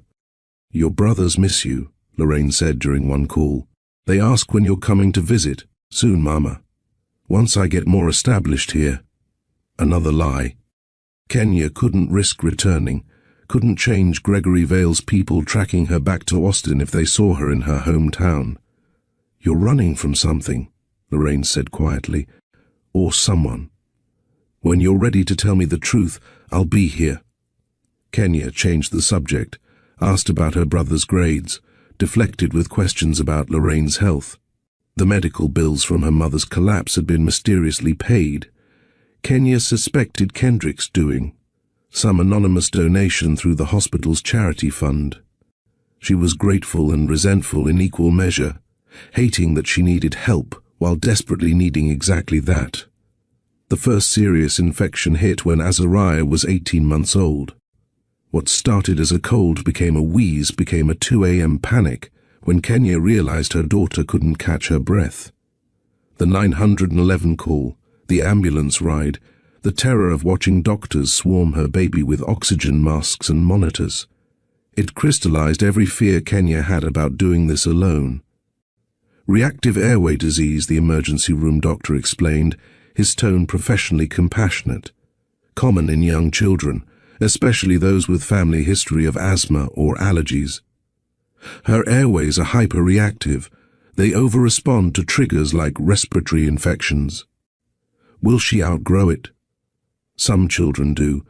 Others develop chronic asthma, Right now we focus on management, preventive medications, rescue treatments, avoiding triggers when possible. Kenya learned a new vocabulary that night: nebulizers and peak flow meters, albuterol and corticosteroids, oxygen saturation levels, and respiratory distress protocols. She learned to recognize the subtle wheeze that preceded the crisis, to stay calm when her daughter couldn't breathe, because panic was contagious and air was precious. Eastview Community Clinic became their second home. Dr. Meera Patel, a pediatrician who'd given up private practice to serve communities that couldn't afford specialists, became Kenya's lifeline and Azariah's advocate. Her lungs are sensitive, Dr. Patel explained during a follow-up visit, Azariah playing with a stethoscope while they talked. Think of them as overreactive security guards. They see a small threat and respond like it's an invasion. With proper management, she can live a completely normal life. What does proper management cost? Kenya asked, already calculating whether she could afford another medication on top of the two Azariah already took daily. Dr. Patel's expression softened with understanding. The clinic has a prescription assistance program. Thanks to some foundation grants, we can provide medications at cost or sometimes free for families who qualify. You'd qualify, Kenya. Let me get you the paperwork. Kenya filled out forms while Azariah played, swallowing pride because her daughter's ability to breathe mattered more than her own discomfort with accepting help. The assistance program covered both preventive and rescue medications, reducing her monthly costs from $300 to $40. She never asked which foundation funded the program. If she had, she might have seen the name Vail Global Foundation on the grant documentation. Might have realized that Kendrick's money was keeping their daughter healthy, his philanthropic work creating the safety net that made her survival possible. But Kenya was too busy surviving to investigate donor lists. She accepted the help, memorized medication schedules, and learned to sleep with one ear always tuned to Azariah's breathing. Tasha Monroe crashed into Kenya's life like sunshine through storm clouds during her second year in Austin. They met at the call center, Tasha in the next cubicle, her laugh too loud for the corporate environment, her spirit too bright for the soul-crushing monotony of password resets and angry customers. "You need to eat something besides those sad crackers," Tasha announced one day, sliding half her sandwich onto Kenya's desk. "And before you say you're not hungry, I can literally hear your stomach growling through the cubicle wall." "I'm fine." "You're about to pass out. Eat the sandwich. It's turkey and Swiss, nothing fancy, but it's actual food." They became friends gradually, then suddenly. Tasha babysat when Kenya had exams, brought soup when Azariah was sick, forced Kenya to laugh when exhaustion made everything feel impossible. "That baby is 4 years old and has never seen you on a date," Tasha observed one evening, watching Kenya decline a co-worker's invitation to coffee. "I don't have time to date." "You don't make time. There's a difference." Tasha's voice softened. "Kenya, I've known you for 2 years, and you've never mentioned Azariah's father. Not once. That's either the healthiest separation in history, or you're carrying damage you won't let heal. It's complicated. Life is complicated. That's not an excuse to stop living it." Tasha leaned against the cubicle wall, studying her friend with concern. "You've built walls so high even good things can't climb over them. Just because one man hurt you doesn't mean every good thing will too." "He didn't hurt me," Kenya said quietly, surprising herself with the defense.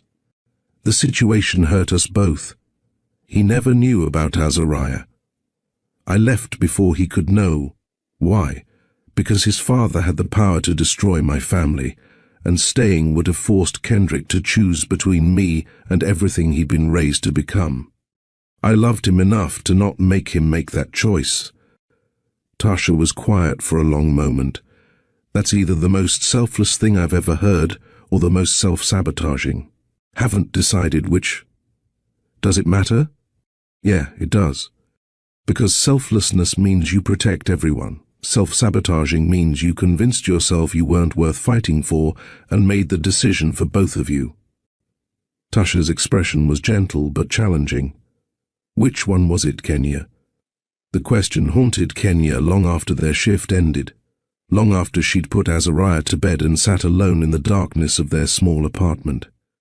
Had she protected Kendrick, or had she decided for him that she wasn't worth the fight? Had she been brave or just afraid that if given the choice, he'd have chosen his father's approval over her love? She'd never know, and not knowing was safer than finding out she'd been right to leave. The clinic's waiting room was always packed, families like hers seeking care they could afford. Kenya rushed through it twice a month for Azariah's checkups and medication refills, focused on appointment times and managing her daughter's anxiety about doctor visits. The donor plaques on the walls were part of the background, the way you notice furniture, present but unremarkable. If Kenya had stopped to read them, she would have seen it, a brass plate beside the entrance, weathered but readable. Eastview Community Clinic. Pediatric Services Wing, supported by the Vail Global Foundation, bringing quality healthcare to communities in need. But she never stopped.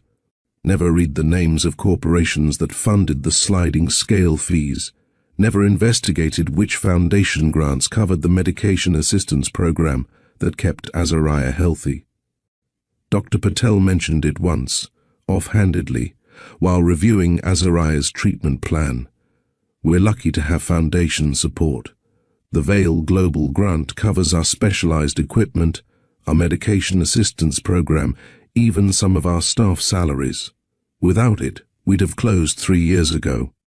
That's wonderful, Kenya murmured, filling out insurance paperwork, her mind on the grocery list and the shift she had to cover that evening.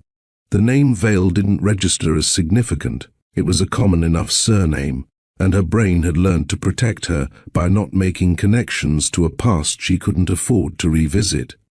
So she remained unaware that Kendrick's money paid for Azariah's inhalers, that his foundation funded the nebulizer treatments, that his philanthropic work, born from guilt and lessons she'd taught him, was the invisible thread keeping their daughter breathing. The universe had its own sense of irony, weaving their lives together with invisible thread, each unaware of the other's proximity in the grand design. Vail Global's boardroom hadn't changed in 5 years. Same mahogany table, same leather chairs, same oil paintings of previous CEOs, watching from walls like judges of an eternal court. What had changed was Kendrick's place at it. No longer the heir apparent shadowing his father, he now commanded his own division. At 32, he was the youngest executive vice president in company history, his innovations in secure communications technology increasing efficiency by 37%, and profitability by margins that made even skeptical board members take notice. The quarterly reports are impressive, Gregory admitted during a strategic planning session, sliding documents across the table. Your encryption protocols have attracted interest from 3 governments and 12 Fortune 500 companies. Martin Hayes, CFO, and Gregory's oldest friend, frowned. Are a drain on resources. Every dollar spent on free clinics and scholarships is a dollar not returned to shareholders. Every dollar spent on communities is an investment in future consumers, future employees, future market stability, Kendrick countered. He'd had this argument so many times he could deliver it in his sleep. Companies that ignore social responsibility don't survive generational transitions. Consumer loyalty increasingly depends on corporate citizenship. Careful, Gregory warned. You're starting to sound like those idealists at university. Don't let sentiment cloud business judgment. But sentiment was exactly what Kendrick was fighting to preserve, the last piece of himself that remembered Kenya's voice saying, "You don't have to outdo your father. You just have to be you." He'd failed her in most ways that mattered, but he could honor what she'd taught him by using his position to create the kind of world where people like her didn't have to choose between love and survival. The foundation expanded yearly, 12 clinics now, including Eastview, scholarships for single parents, job training programs, housing assistance. Each initiative was carefully researched, strategically implemented, and personally overseen by Kendrick, despite his father's barely concealed disapproval. "You can't save everyone," Gregory said after one particularly heated board meeting.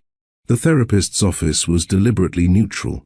Beige walls, abstract art that meant nothing, a white noise machine that sounded like distant static. Kendrick had started sessions 8 months ago, when the insomnia became unbearable and the engagement to Miranda felt more like surrender than partnership. "Tell me about her again," Dr. Williams said, pen poised over his notepad. "The woman you can't seem to move past, Kenya." Her name still felt like prayer and pain combined. She was real. In a world of performance and pretense, she was completely, unflinchingly real, and she left. Without explanation, without goodbye, just gone. "How does that make you feel?" Kendrick laughed bitterly. "Like I failed some test I didn't know I was taking, like I wasn't worth even an explanation, like everything I thought we had was one-sided and I was too stupid to see it. Or perhaps," Dr. Williams suggested gently, "like she was protecting you from something. People rarely disappear without reason, Mr. Vale. Sometimes the greatest act of love is letting go. That's poetic, but it doesn't make the nights any shorter." Kendrick stared out the window at the city spread below. "I am engaged to someone suitable. I run a division worth billions. I should be satisfied. Should be. But are you?" "No." The admission came quietly. "I feel like I'm performing a role in someone else's story. Like the real me died when she left, and what's left is just a very successful shell." Dr. Williams made a note. "Have you considered that perhaps you need closure? That finding her, getting answers, might allow you to move forward?" "I hired investigators. They found nothing. She's either very good at disappearing or very determined to stay gone. Either way, the message is clear." "Is it? Or is that the story you're telling yourself to avoid dealing with the possibility that circumstances separated you, not choice?" Kendrick didn't answer because engaging with that possibility meant admitting he'd given up too easily, accepted his father's narrative too readily, let the woman he loved disappear without fighting nearly hard enough to find her.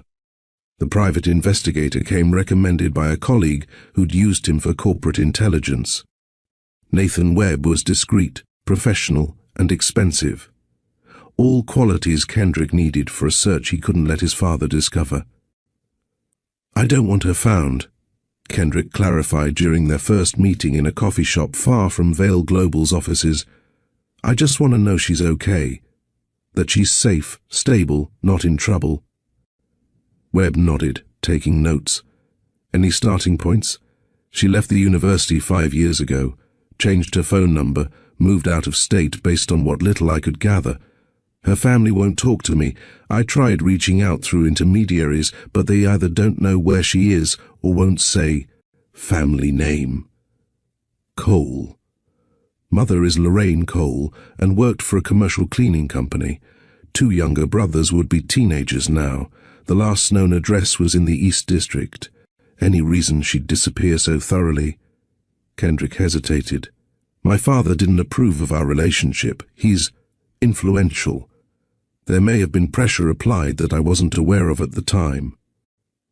Webb's expression remained neutral, but Kendrick saw understanding there.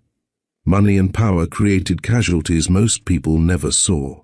3 months later, Webb returned with frustratingly little information and a bill for $8,000. "She's thorough," Webb said, spreading what he'd found across the table, which amounted to almost nothing. "She left town within a week of withdrawing from university. No forwarding address, no social media presence under her name or likely variations. She's using cash for most transactions or has changed her name legally. Her mother still works for the same cleaning company, but has a privacy block on her address and phone. The brothers are in high school, both doing well academically, but family information is locked down tight. Could you find her with more aggressive methods? Probably, but it would require tactics that might alert her or her family that someone's looking. Surveillance, interviewing former employers, credit checks under various names. It crosses lines you said you didn't want to cross. Kendrick thought of Kenya's fierce independence, her insistence on making her own choices. If she'd gone to this much trouble to disappear, she had reasons. Forcing his way back into her life would violate everything he'd claimed to love about her. Just tell me if you find any indication she's in trouble, he said finally.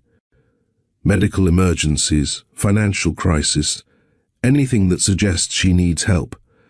Otherwise, let her be. You're sure? No, but it's the right thing to do. Webb packed up his minimal findings and left, and Kendrick was alone with the confirmation that Kenya was gone in every way that mattered. She'd built a new life somewhere, possibly under a new name, and she didn't want to be found. He had to respect that. Even though respecting it was killing him slowly, the foundation became Kendrick's quiet rebellion, his way of honoring what Kenya had taught him about responsibility, privilege, and the invisible barriers that kept people trapped in circumstances they hadn't chosen. Every board meeting where Gregory pushed for higher profits, Kendrick pushed back with foundation initiatives. Every shareholder presentation, where cost-cutting was proposed, community clinic, he defended one programs that funded communities like the one Kenya because it served the kind of neighborhood where working 3 jobs was normal, and choosing between healthcare and groceries was a monthly decision. The pediatric wing expansion, the medication assistance program, the sliding scale fees, all funded by grants Kendrick personally approved. He'd never been to Eastview, never met Dr. Patel, or seen the families his money helped. But every quarterly report showing lives improved felt like a prayer sent to wherever Kenya had gone. I learned. I'm better. I'm trying to be worthy of what you tried to teach me. The scholarship program prioritized single parents, especially mothers trying to complete their education while raising children alone. The job training initiatives focused on practical certifications, medical assistant programs, technical skills, paths to stable employment that didn't require 4-year degrees. You're trying to save the world one charity case at a time, Gregory observed during one particularly heated discussion about foundation funding. No, Kendrick replied, thinking of Kenya's fierce independence, her refusal to be anyone's charity. I'm trying to create a world where people don't need saving, where working 3 jobs isn't the only way to survive, where choosing between education and feeding your family isn't necessary, where loving someone from a different economic class doesn't require choosing between that love and your entire family's future. And this obsession with the poor has nothing to do with that girl. Everything I do has something to do with her, Kendrick admitted. She showed me that strength isn't about never falling.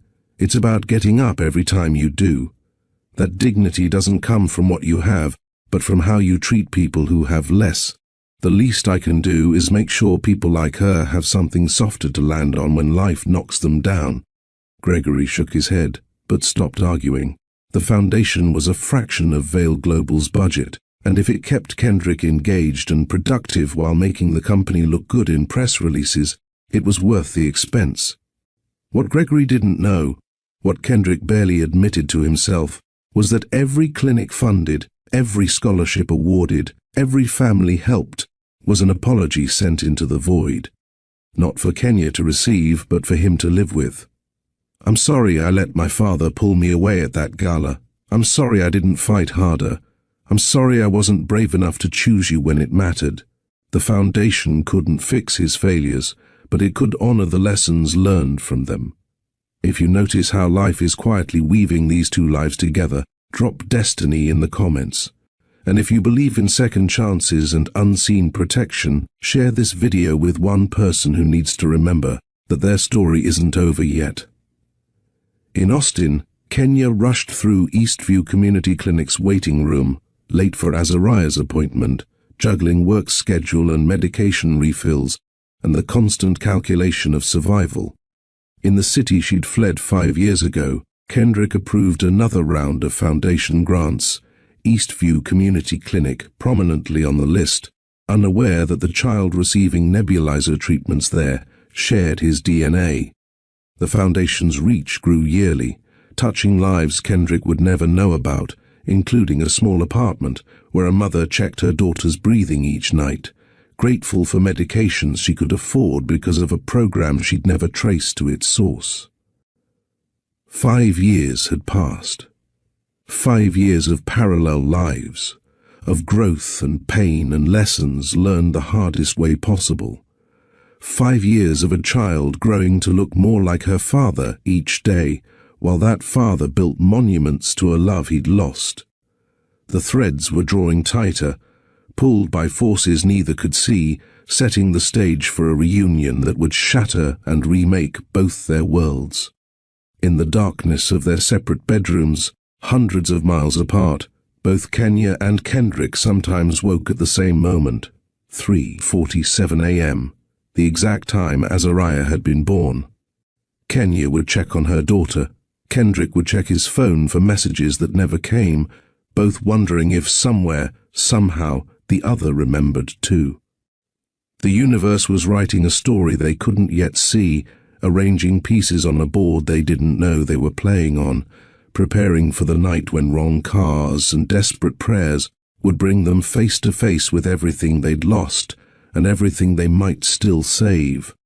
The evening had started normally, almost peacefully. Kenya sat cross-legged on their worn carpet, helping Azariah color in a princess coloring book they'd found at the dollar store. Dinner simmered on the stove, spaghetti with sauce from a jar, garlic bread made from day-old bread and margarine. "Mama, can I use the purple for her dress?" Azariah asked, holding up a stubby crayon worn down from months of use. "Baby, you can use any color you want. That's the beautiful thing about art. There are no wrong choices." Azariah smiled, revealing the gap where her first tooth had fallen out last month. Then she coughed, a small dry sound that immediately triggered Kenya's maternal radar, the warning system she'd developed over 4 years of managing her daughter's reactive airways. "You okay, sweetheart?" "My throat tickles." Kenya pressed her lips to Azariah's forehead, the thermometer of mothers everywhere. Warm but not alarming yet. "Let's finish coloring, then I'll get you some water and check your temperature properly." But 30 minutes later, it became warm. The thermometer read 101.3 degrees. The cough had deepened, rattling in Azariah's chest like coins in a jar. Her breathing took on that quality Kenya had learned to fear, shallow, rapid, with a wheeze on the exhale that meant her airways were tightening. "Okay, baby, we need to do your breathing treatment." Kenya pulled out the nebulizer, the machine she'd hoped they wouldn't need this month. Each treatment meant medication costs, meant her daughter was struggling, meant the careful balance of health management was tipping toward crisis. Azariah's little face crumpled. She hated the mask, hated sitting still for 10 minutes while medicated mist filled her lungs, hated the whole process even though she understood it helped. I know, but it helps you breathe, remember? Just like we practiced with your stuffed animals." Azariah endured the treatment with tears streaming down her face, and Kenya's heart broke the way it always did when she had to enforce something her daughter hated for her own good. Motherhood was full of these moments, choosing the necessary over the comfortable, the healthy over the easy. But when the treatment finished, the wheezing hadn't improved. If anything, Azariah's breathing had become more labored, each breath a visible effort. Kenya pulled out the pulse oximeter and clipped it to Azariah's finger, watching the numbers that would tell her whether this was manageable at home or required emergency intervention. 92%. Normally, Azariah sat at 98 or 99%.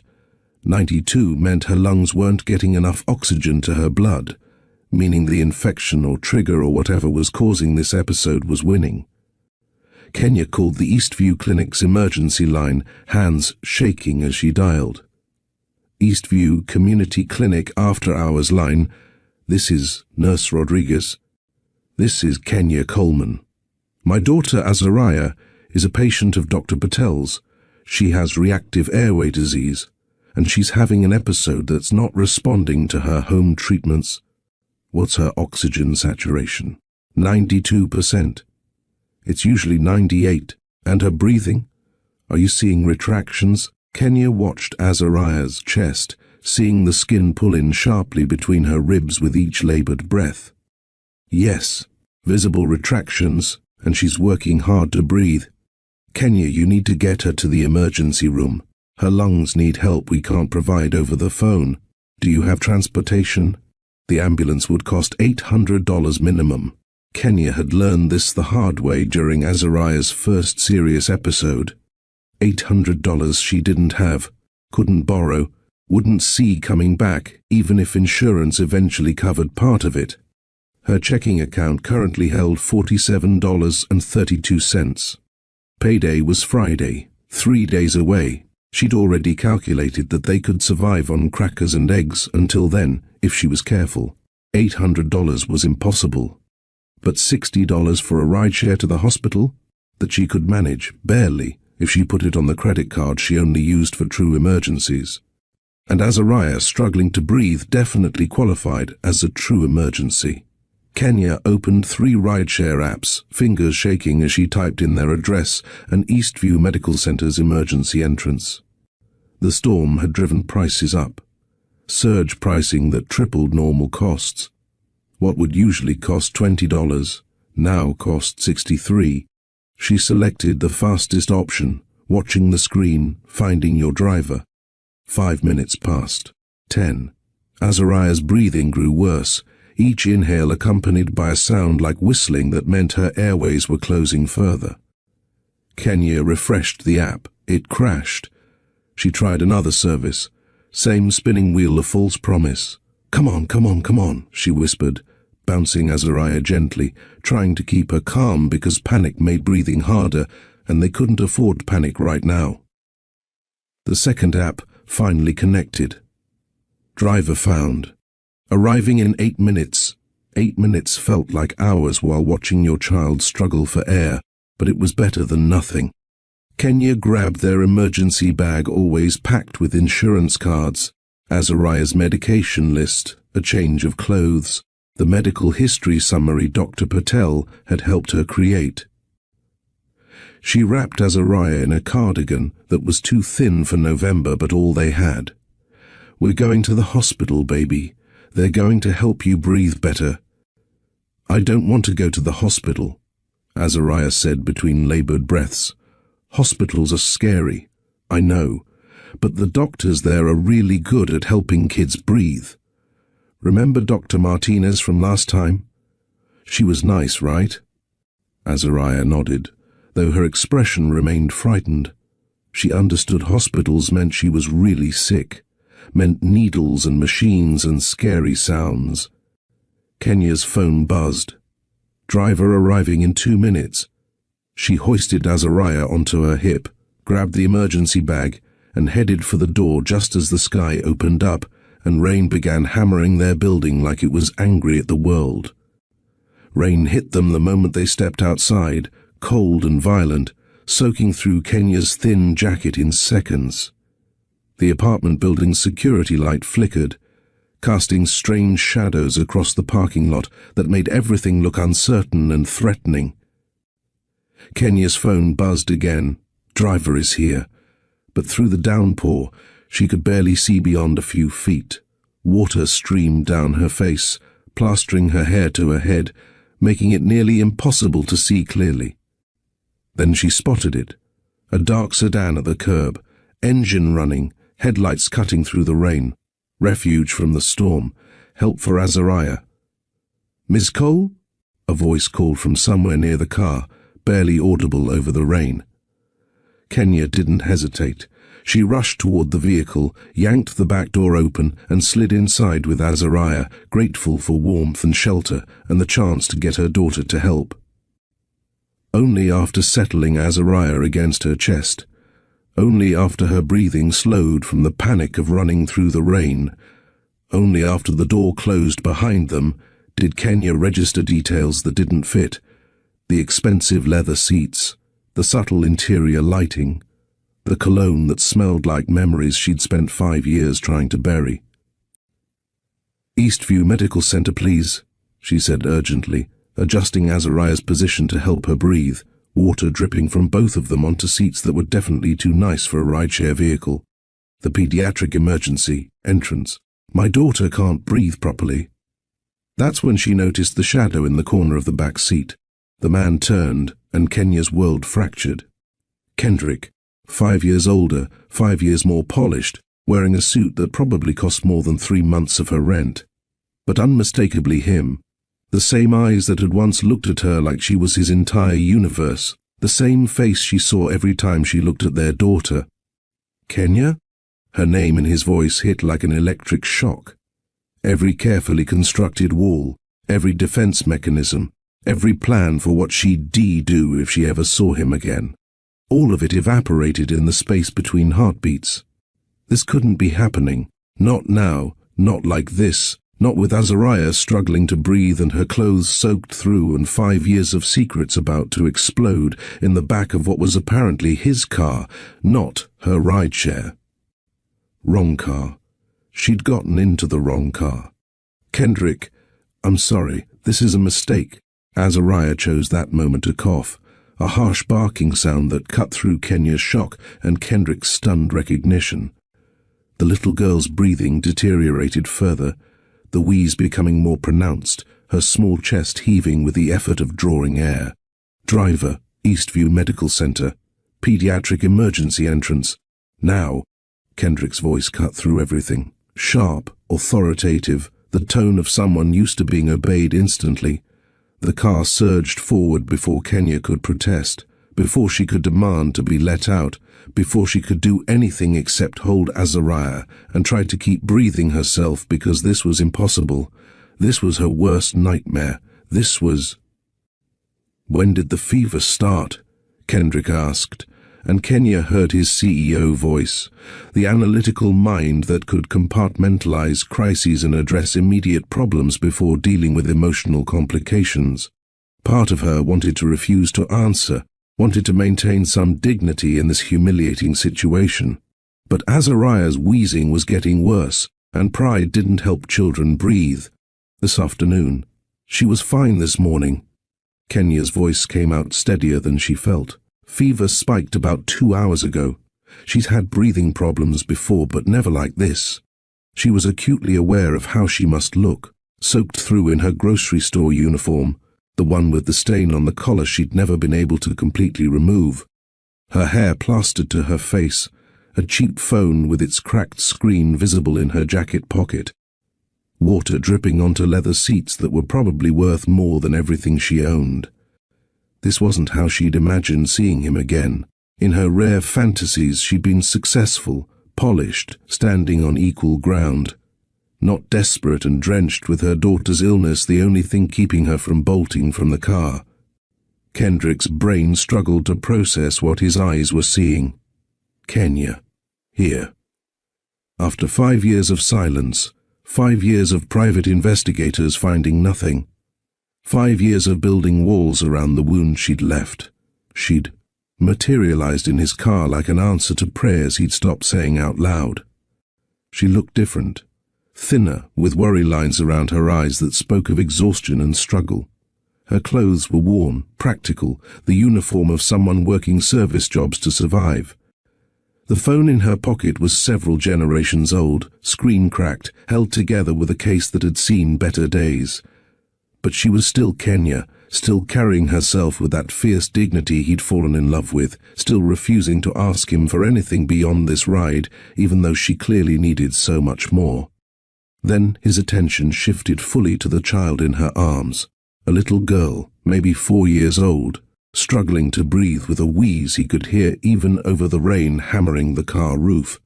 Kenya held her with practiced urgency. This wasn't the first medical crisis, wouldn't be the last.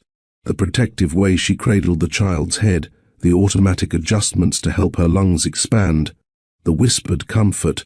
This was a mother who knew her child's medical needs intimately. But it was the child's features that made his breath catch. Even in distress, even with fever flushing her cheeks, the resemblance was undeniable. The shape of her nose, his nose. The curve of her fingers where they gripped Kenya's jacket, his hands in miniature. That stubborn chin he saw in the mirror every morning. How old is she? The question emerged before his conscious mind fully processed the implications. 4 years old. Kenya had disappeared 5 years ago. The math wasn't just suggestive, it was screaming. But a child was struggling to breathe in front of him, and whether she was his or not could wait until she was safe. Everything else could wait until she was safe. "Does she have any allergies?" Kendrick asked, forcing his mind into the analytical space where he functioned best under pressure. "Any medications she's currently taking?"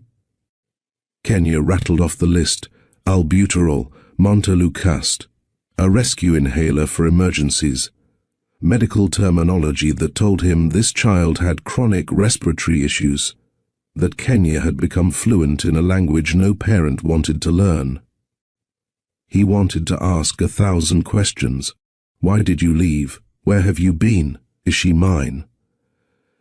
But those questions were selfish when weighed against a child who couldn't breathe properly. Kendrick leaned forward, studying the little girl more closely. Her breathing was visibly labored, skin pulling between her ribs with each inhale. He'd seen enough medical briefings during foundation work to recognize serious respiratory distress. How often does this happen? Bad episodes? 3, maybe 4 times a year.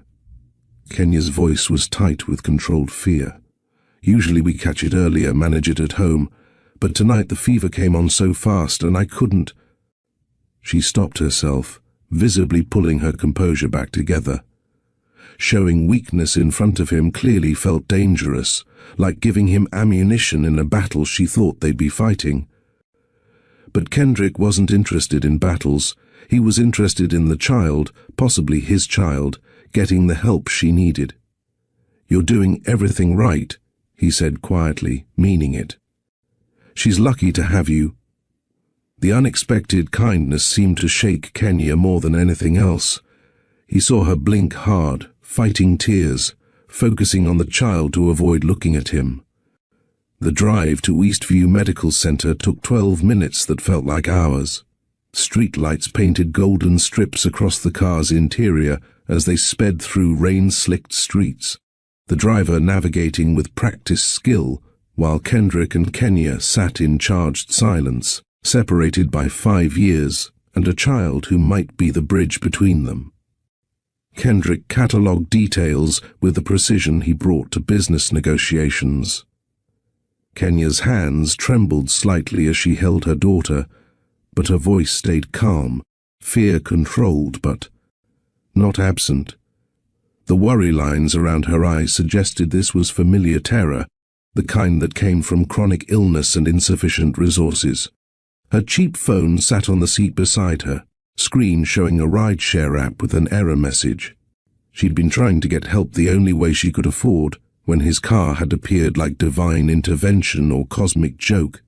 He couldn't tell which.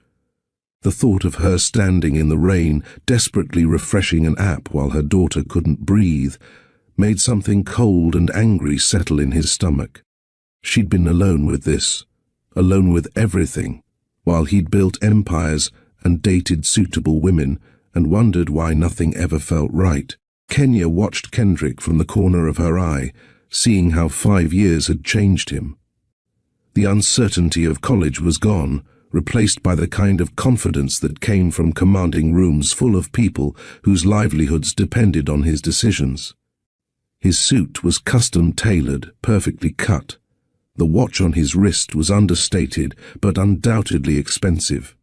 He looked like he belonged in boardrooms and galas, like he'd grown into exactly what his father had wanted him to become.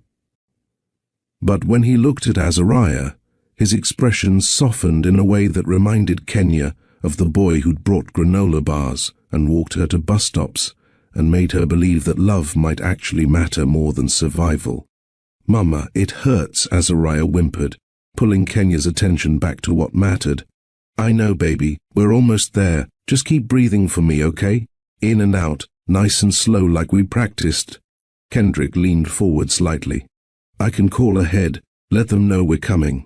They'll have a team ready." Kenya wanted to refuse. Accepting more help felt like accepting him back into her life in ways she wasn't prepared for. But Azariah's breathing rattled in her chest, and practicality won over pride. "Thank you." He made the call, his voice calm and authoritative as he explained the situation to whoever answered at the hospital. Kenya heard fragments: 4-year-old female, respiratory distress, history of reactive airway disease, fever, oxygen saturation around 92%. When had he learned that information? She'd only mentioned it once. But Kendrick had always had the kind of mind that catalogued important details, stored them for later use. Apparently her daughter's vital signs qualified as important. Their daughter's vital signs. Because there was no question now, not really. He was doing the math, seeing the resemblance, connecting dots that pointed to only one possible conclusion. Kenya watched him realize it in real time, saw the moment calculation became certainty, saw him glance at Azariah with new understanding, saw questions forming that he was disciplined enough not to ask while their daughter struggled to breathe. Our daughter. The words felt strange even in her mind, a truth she'd hidden for so long it felt foreign to acknowledge even silently. Eastview Medical Center's emergency entrance glowed through the rain like salvation. The car pulled smoothly under the covered drop-off area, and Kendrick was out before it fully stopped, coming around to open Kenya's door before she could reach for the handle. He offered his hand. Kenya hesitated for just a heartbeat. Accepting his help meant accepting him back into her orbit, accepting the conversation that would inevitably follow once Azariah was stable. But her daughter's breathing had deteriorated further during the drive, and pride was a luxury she couldn't afford. She took his hand. His fingers closed around hers, warm, steady, familiar in ways that made her chest ache. For one disorienting second, she was 21 again, feeling the universe shift when he'd first touched her. Then Azariah coughed, and the moment shattered into present urgency. They moved through the automatic doors together, and fluorescent lights assaulted Kenya's eyes after the darkness outside. The antiseptic smell of hospitals filled her nose, familiar and frightening in equal measure. Nurse Jasmine Lee looked up from the triage desk, her experienced eyes immediately assessing the situation. Soaked woman, sick child, respiratory distress visible from across the room, and an expensively dressed man who clearly didn't belong in this emergency room but was present anyway. "How can I help?" Jasmine was already moving from behind her station, fingers reaching for a pediatric pulse oximeter. 4 years old, high fever, respiratory distress with retractions, Kenya said, slipping into the clinical language she'd learned through necessity. History of reactive airway disease. She's been on albuterol at home with no improvement. Her oxygen saturation was 92% 20 minutes ago. Jasmine's eyes flicked briefly to Kendrick, taking in his expensive suit and authoritative presence, then back to Kenya's wet grocery store uniform. The unspoken question, "What's this picture?" remained professional and unasked. "Relationship to the patient?" Jasmine asked, fingers already flying across the computer keyboard, pulling up Azariah's existing file from her previous visits. "I'm her mother," Kenya said. "I'm family," Kendrick added smoothly before Kenya could stop him. Kenya shot him a look half warning, half gratitude. Having someone with his obvious resources and presence might get Azariah seen faster, even if it meant complicating an already impossible situation. She'd deal with the implications later. Right now, her daughter needed help, and if Kendrick's privilege could expedite that, she'd swallow her pride and let him use it. Jasmine didn't question the claim. "Let's get her back immediately. I'm paging Dr. Reyes now." Within minutes they were in a treatment room, and Azariah was surrounded by efficient medical professionals moving with practiced urgency. A pulse oximeter clipped to her tiny finger displayed numbers that made Kenya's heart clench. 87% now, even lower than before, dangerously low for a child her age. An oxygen mask went over Azariah's face, and the little girl's eyes went wide with fear. "Mama?" Her voice was muffled by the mask, small and terrified. "I'm right here, baby." Kenya moved close, taking Azariah's free hand, her own still damp from the rain. "These nice people are helping you breathe better, just like at home but with stronger medicine. Remember how the mask helps, just like we practiced." Dr. Elena Reyes entered, her movements economical and purposeful. She was in her 40s with kind eyes and the kind of competence that came from years in emergency medicine. She listened to Azariah's lungs with a stethoscope, checked the monitors, asked rapid-fire questions that Kenya answered while Kendrick stood against the wall, watching everything with intense focus. Significant wheezing bilaterally, oxygen saturation at 87%, visible retractions, fever of 102.1. Dr. Reyes announced to the nurse, documenting everything. "This is a severe asthma exacerbation, likely triggered by a viral respiratory infection. We need to start continuous albuterol immediately, get a chest X-ray to rule out pneumonia, and consider steroids depending on her response. Will she need to be admitted?" Kenya's voice went tight with worry, and the unspoken concern about hospital bills she couldn't afford. "Let's see how she responds to treatment first," Dr. Reyes said, her tone reassuring but honest. "But I want to be prepared for admission if her oxygen saturation doesn't improve in the next hour. Sometimes these kids need a little extra time on continuous treatments before they turn the corner." Kenya nodded, trying not to think about what admission would cost, what bills would arrive in 2 weeks that she'd have no way to pay. Right now, Azariah's breathing mattered more than future financial disasters. "Mom, you can stay with her during the treatment," Dr. Reyes said. "Dad," she glanced at Kendrick, making the same assumption Jasmine had. "We'll need you to wait in the family area while we get the chest X-ray. We'll update you as soon as we have results." Neither Kenya nor Kendrick corrected her assumption. Now wasn't the time for complicated explanations about estranged parents and 5-year secrets. "I'll be right outside," Kendrick said, his eyes meeting Kenya's across their daughter's hospital bed. So many things passed unspoken in that look. Questions about the past 5 years, about the child who looked exactly like him, about why Kenya had disappeared without a trace. But also something simpler. A shared focus on the small person struggling to breathe, an unspoken agreement that everything else could wait until she was safe. Kenya nodded, unable to trust her voice. What could she possibly say right now? "Sorry I didn't tell you that you have a daughter. Thanks for the ride that brought us face to face with 5 years of secrets. Please don't ask questions I'm not ready to answer." As the medical team prepared Azariah for her chest X-ray, as nurses attached additional monitors and adjusted oxygen flow, Kenya felt the weight of 5 years of secrets pressing against her chest like a physical force. In the next room, Kendrick was almost certainly doing the math, connecting dots, realizing truths she'd hidden. And once Azariah was stable, once the immediate crisis passed, there would be no more hiding, no more pretending, no more distance between the life she'd built and the truth she'd buried. Her phone buzzed. A notification from the rideshare service apologizing for the delay, saying her driver had finally arrived at her apartment building 10 minutes ago. 10 minutes too late. Wrong car, right person, impossible timing. The universe had a cruel sense of humor, or perhaps a perfect one. 5 years she'd managed to avoid this moment, and it had taken a storm and a sick child and a mistaken car to force the confrontation she'd been dreading.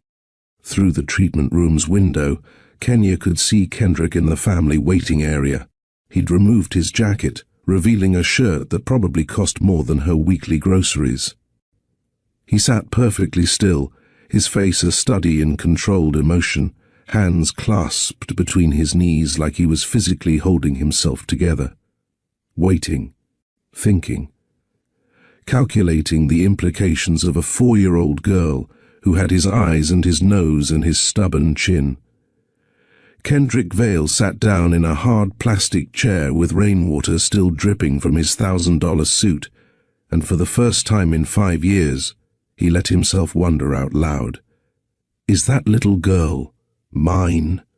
The words hung in the fluorescent-lit waiting room, unanswered but undeniable. The timeline aligned too perfectly to be a coincidence. The resemblance was too strong to be an accident. And Kenya's fear when she'd recognized him suggested secrets too big to hide much longer. Outside, the storm showed no signs of stopping. Inside, another storm was just beginning, one that would force Kenya and Kendrick to confront everything they'd lost, everything they'd hidden, and everything they might still save if they were brave enough to try. The hospital waiting room clock ticked with deliberate cruelty, each second stretching into eternity. Kendrick sat motionless in the plastic chair, his mind racing through calculations he'd been too afraid to make until now. Kenya had disappeared 5 years ago. The child, Azariah, he'd heard Kenya call her, was 4 years old, which meant Kenya had been pregnant when she left, or became pregnant right before. Either way, the timeline pointed to one undeniable truth that was rewriting his entire understanding of the past 5 years. He was a father, and he'd missed everything. He closed his eyes and saw ghosts of moments that had happened without him, Kenya's belly swelling with his child while he nursed his wounded pride and accepted his father's narrative that she'd simply given up. A newborn taking her first breath while he sat in boardrooms, pretending quarterly earnings mattered, first steps, first words, first birthday candles, all celebrated in his absence while he built an empire and wondered why success felt so hollow. The pain was physical, a weight pressing on his chest that had nothing to do with the expensive suit he was still wearing. He'd spent 5 years building Vale Global's reach, while his daughter grew up thinking her father didn't want her. Or worse, not knowing her father existed at all. What had his private investigators said? Kenya had disappeared so thoroughly it was like she'd been erased. Now he understood why. She hadn't been running from heartbreak. She'd been protecting their child from the very world that had pushed her away. I should have fought harder, he whispered to the empty room, to the ghost of who he'd been 5 years ago. I should have torn the city apart looking for you. I should have known you wouldn't just leave without reason. But he'd been young and hurt, and too willing to believe the worst, because believing the worst meant he didn't have to examine his own failures. Evelyn had said Kenya chose to leave, and he'd accepted it because acceptance required nothing from him but moving on. Except Kenya hadn't chosen to leave. She'd been forced out by his father's influence and Evelyn's manipulation, and she'd been carrying his child when she made the impossible decision to disappear. The folder in his jacket pocket suddenly felt heavier. Earlier tonight, before the storm, before Kenya had appeared in his car like an answer to prayers he'd stopped saying, he'd been reviewing foundation proposals. Eastview Community Clinic had been on the list, the same clinic where Azariah was now being treated. He'd been funding his daughter's healthcare without knowing she existed. The irony was almost poetic in its cruelty. An hour later, 63 minutes by the waiting room clock that Kendrick had watched with obsessive focus, Dr. Reyes emerged through the double doors, pulling off her surgical mask. Kendrick was on his feet before she'd fully entered the waiting area, every muscle tense with fear he'd only recently acknowledged. How is she? Stable. We've got her oxygen saturation back up to 97%, which is much better. The continuous albuterol treatment helped significantly, and we've started her on oral steroids to reduce the inflammation in her airways. Relief flooded through him so powerfully his knees almost buckled. What caused this? She has a viral respiratory infection, likely rhinovirus based on symptoms that triggered an acute asthma exacerbation. For children with reactive airway disease, viral infections can escalate very quickly. The fever, the airway inflammation, the reduced oxygen, it all compounds. Dr. Reyes's expression softened. The good news is she responded well to treatment. And the bad news? She'll need to stay overnight for observation. We want to make sure her breathing remains stable as we taper the continuous treatments to her regular medications. Kenya is with her now, and Azariah is resting comfortably. Can I see them? Dr. Reyes studied him for a moment, and Kendrick wondered what she saw. An expensively dressed man claiming to be family, showing up in the middle of a storm, clearly invested, but also clearly unfamiliar with the child's medical history. Let me check with Kenya first. This has been a stressful night for all of you. She disappeared back through the doors, leaving Kendrick alone with his racing thoughts. Kenya could refuse to let him in, could demand he leave, could maintain the walls she'd built 5 years ago, and he'd have to respect that decision, even though every cell in his body screamed to go to that room, to see his daughter, to demand answers to questions he'd waited 5 years to ask. 5 minutes later, the second longest 5 minutes of his life after the hour he'd just endured, Dr. Reyes returned. Kenya says you can come in for a moment. Room 314, but keep it brief. Azariah needs rest, and honestly, so does her mother. The corridor to room 314 stretched endlessly, each step weighted with 5 years of secrets about to be confronted. Kendrick's hand shook slightly as he pushed open the door, unsure what he'd find on the other side. The room was small, dominated by the pediatric bed where Azariah lay sleeping. Oxygen tubing ran to her nose, monitors beeped softly with reassuring rhythm, 4 fluids dripped steadily. She looked tiny in the hospital bed, fragile in a way that made Kendrick's chest ache with protective instinct he'd never known he could feel this intensely. Kenya sat in a chair pulled close to the bed, one hand resting on Azariah's arm like she was anchoring herself to what mattered most. She looked exhausted beyond measure, wet hair, drying in strange patterns, grocery store uniform still damp, eyes red from tears or exhaustion, or both. She looked up when he entered, and the expression on her face was so complex he couldn't begin to decode it. Fear, resignation, defiance, hope, despair, all tangled together in a way that made her look simultaneously strong and shattered. "Thank you for the ride," she said quietly, her voice hoarse. "I don't know what would have happened if you hadn't been there. How is she?" "Breathing better." "They said she'll be okay." Kenya's voice cracked on the last word, all the terror she'd been holding at bay finally showing through now that the crisis had passed and Azariah was safe. Kendrick moved closer, carefully, like approaching something precious and fragile. Up close, Azariah's resemblance to him was undeniable and overwhelming. She had his nose, his jawline, his hands, even the way her eyebrows curved matched his exactly. But her mouth was all Kenya.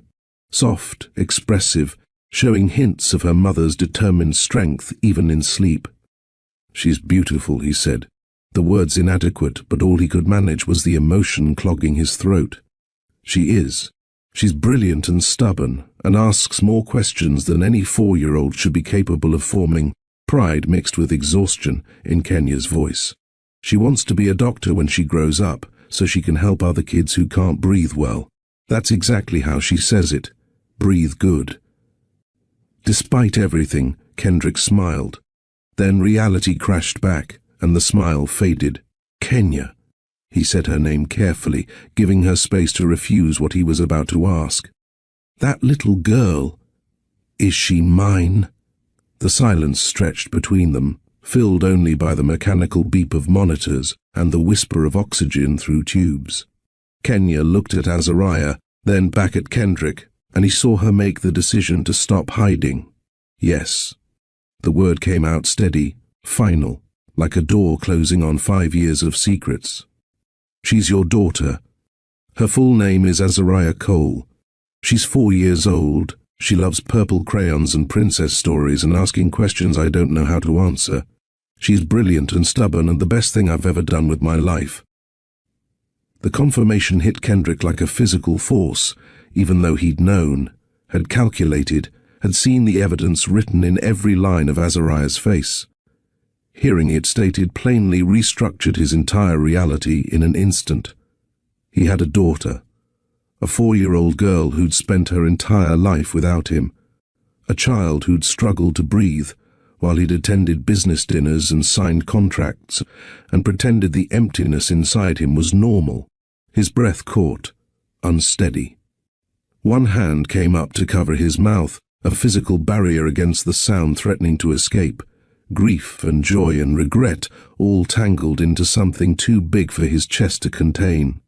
His eyes burned, vision blurring with tears he hadn't cried since his mother's funeral. "I'm sorry," he managed, though the words were completely inadequate for the magnitude of what he was apologizing for. "I'm so sorry I wasn't there. For either of you." He looked at Azariah, really looked at her, and felt something fierce and protective surge through him, a love so immediate and overwhelming it felt like it had always existed, just waiting for him to catch up to what his heart already knew. "She has my hands," he said, a wonder creeping into his voice despite everything. "The same long fingers, and your nose, and your stubborn chin, and your habit of asking why about everything until people want to scream." Kenya's voice held affection despite the tension between them. "She's yours, Kendrick. She's been yours since the moment she was born. You just didn't know it." Kendrick's carefully maintained composure crumbled. He sank into the other visitor chair, legs suddenly unable to support him, hands shaking as he pressed them against his face. 5 years. 5 years of birthdays he hadn't celebrated, of milestones he hadn't witnessed, of a child growing up without knowing her father existed. 5 years of Kenya doing this alone, the sleepless nights, the medical emergencies, the constant fear that came with raising a child with chronic health issues. "Tell me everything," he said when he could speak again. "Please." Her first word, her first steps, what she's afraid of, what makes her happy. "I know I don't deserve to know, but—" "Stop." Kenya's voice was gentle but firm. "Don't make this about what you deserve. That's not productive for anyone, especially not for her." She was right, and the fact that she could still see clearly while he was drowning in emotion reminded him why he'd loved her in the first place. Kenya had always been the practical one, the one who saw what needed to be done and did it regardless of how she felt about it. Her first word was more, Kenya said quietly, looking at Azariah with such love it made Kendrick's chest ache. She was 10 months old, and she wanted more applesauce. She's been demanding more of everything ever since. More stories, more questions, more adventures. She walked at 13 months, ran at 14, and gave me my first grey hair when she climbed onto the kitchen counter at 2. Despite everything, Kendrick found himself smiling through tears. She's afraid of thunderstorms and the dark, but she pretends she's not because she thinks being brave means not being scared. I keep trying to teach her that being brave means being scared and doing it anyway, but she's 4 and stubborn. Kenya's voice softened further. "She makes me happy every single day, even on the days when I'm so exhausted I can barely function. She makes everything worth it. I should have been there, for all of it." "Yes," Kenya agreed simply. "You should have. But you weren't, and we survived. She's healthy and happy and loved, and right now, that's what matters." "Why didn't you tell me?" The question came out quieter than Kendrick intended. Not accusatory, but genuinely trying to understand. "Why disappear instead of giving me the choice?" "I didn't disappear instead of telling you. I tried to tell you." Kenya's expression was tired, worn down by years of carrying this secret. "I wrote you a letter, a long one explaining everything, the pregnancy, the threats, why I had to leave. I mailed it to your campus mailbox the night before I left the city. I never got any letter." The words felt hollow even as he said them. "I checked that mailbox every day for months hoping to hear from you. There was nothing. Then where did it go?" The question hung between them, and Kendrick's analytical mind clicked through the timeline with growing fury. Evelyn Hart. She was on the university board, had access to student services, and sat on the scholarship committee. "She approached me at the gala," Kenya said, remembering. "Gave me an envelope with opportunities far from here, and strongly suggested I disappear gracefully before your father made my life and my family's lives unbearable. And when you did, she told me you'd left the program voluntarily, that you'd realized the gap between our worlds was too wide to bridge. She made it sound like you'd chosen to walk away." The pieces fell into place with sickening clarity.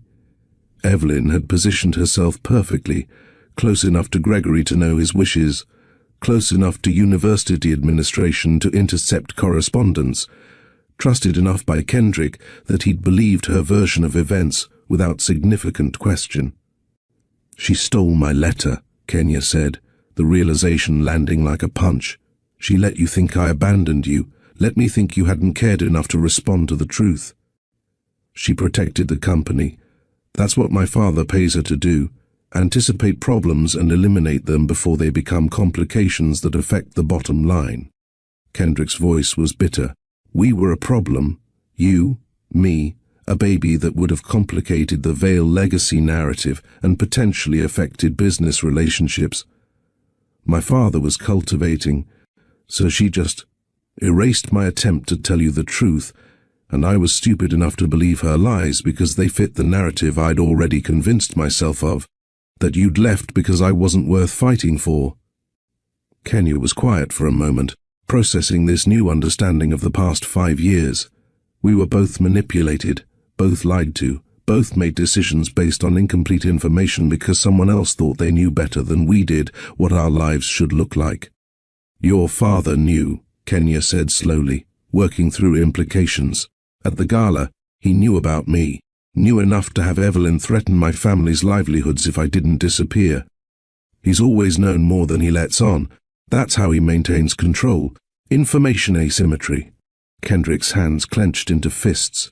He probably instructed Evelyn to monitor the situation, to intervene if necessary to protect company interests. And a pregnant girlfriend from the wrong side of town definitely qualified as something requiring intervention. "You were never just a girlfriend to me. You were everything." The words came out raw, honest in a way Kendrick hadn't allowed himself to be in years, and he destroyed it because you didn't fit into his plans for Vale Global's image. "He destroyed it because I let him," Kenya corrected. "I could have fought, could have shown up at your father's office, demanded to be heard, made a scene big enough that ignoring me would have been impossible. And he would have crushed you, destroyed your mother's employment, your brother's futures, made sure you could never finish your education or build the career you wanted.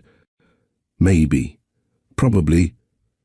Kenya looked at Azariah, still sleeping peacefully. "But I didn't even try because I was scared. When you grow up the way I did, you learn that powerful people don't just win arguments. They destroy the people who challenge them. Your father had the resources to make my entire family suffer for the crime of me loving you, so you left to protect them. I left to protect everyone. You included." Kenya's voice was steady despite the emotion behind it. "Because if I'd stayed, you would have had to choose between me and your father's approval, between our baby and the company you'd been raised to lead. And I loved you too much to make you choose, because either choice would have destroyed part of you." "I need you to understand something," Kenya said, straightening in her chair despite her exhaustion. "I'm not blameless in how this turned out. I made choices too, choices that took your agency away, that decided for both of us what our future would look like. You were protecting our child." "I was scared," she interrupted.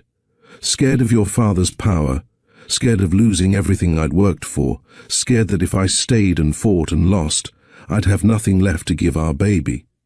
But being scared doesn't make my choices right. It just makes them understandable. Kendrick leaned forward, wanting to understand not just what she'd done, but why she'd felt she had no other option. Tell me what it was like. Those 5 years, raising her alone. Kenya took a breath, organizing years of struggle into words. The first year was survival mode, working multiple jobs, taking care of a newborn, trying to finish my certification online while sleeping 4 hours a night if I was lucky. There were days I didn't know how I'd make it to the next day. You should have let me help. How? You didn't know we existed. That was my choice, remember? She rubbed her face, exhaustion evident. Azariah's first serious breathing episode terrified me. She was 18 months old, couldn't catch her breath, and I was alone at 2 a.m., calling 911 and praying I'd gotten her help soon enough. That's when I learned about reactive airway disease, about managing chronic illness, about being strong enough for both of us even when I wanted to fall apart. I'm so sorry you had to do that alone. I wasn't completely alone. I had Tasha, my friend from work. She babysat, brought us food, forced me to laugh when everything felt impossible. And the clinic, Dr. Patel and the staff at Eastview became our support system. Kenya's expression softened. There's a foundation that funds the clinic's programs, covers medications for families who can't afford them, provides equipment, makes healthcare accessible. Without that assistance, I don't know how I would have managed Azariah's treatments. Kendrick felt his throat tighten, knowing what she didn't, that he'd funded that program, that his foundation, born from guilt and lessons she'd taught him, had been keeping their daughter healthy without him knowing she existed. The universe has a strange sense of humor, he said quietly. Why? Nothing. Tell me more. About her, about you, about these 5 years I missed. So Kenya told him. About Azariah's obsession with purple, about the time she'd tried to give their neighbor's cat a nebulizer treatment because he was coughing and needed medicine, about starting community college online, about the job at the grocery store that had become a stepping stone to her current position as a medical assistant in training. I'm 6 months away from certification, Kenya said. Then I can apply for positions that pay enough that we won't have to choose between groceries and medication. That was always the goal. Build something stable enough that Azariah never has to worry about money the way I did growing up. Kenya looked away, and he saw shame flash across her face. Nothing yet. She's asked a few times, mostly when she sees other kids with their dads. I told her that her daddy lived far away and couldn't be with us right now, but that he'd want to know her if he could. That was kind of you, kinder than I deserve. It was true. You would have wanted to know her if you'd known she existed. That wasn't in question. Kenya met his eyes again. What was in question was whether you loving her would be enough to protect us from your father's influence. And I didn't trust that it would be. You were right not to trust it, Kendrick admitted, the words bitter but honest. 5 years ago, I wasn't strong enough to stand up to my father effectively. I let him pull me away from you at that gala. I accepted Evelyn's explanation about your disappearance without pushing hard enough for truth. I built the life he wanted me to build instead of fighting for the life I actually wanted. And now I'm vice president of Vale Global. I control my own division, make my own decisions, and I stopped seeking his approval about 3 years ago. Kendrick's voice hardened. If I'd known about you, about Azariah, I would have fought. I would have used every resource at my disposal to find you, to make sure you were safe, to be the father our daughter deserved. You can't know that for certain.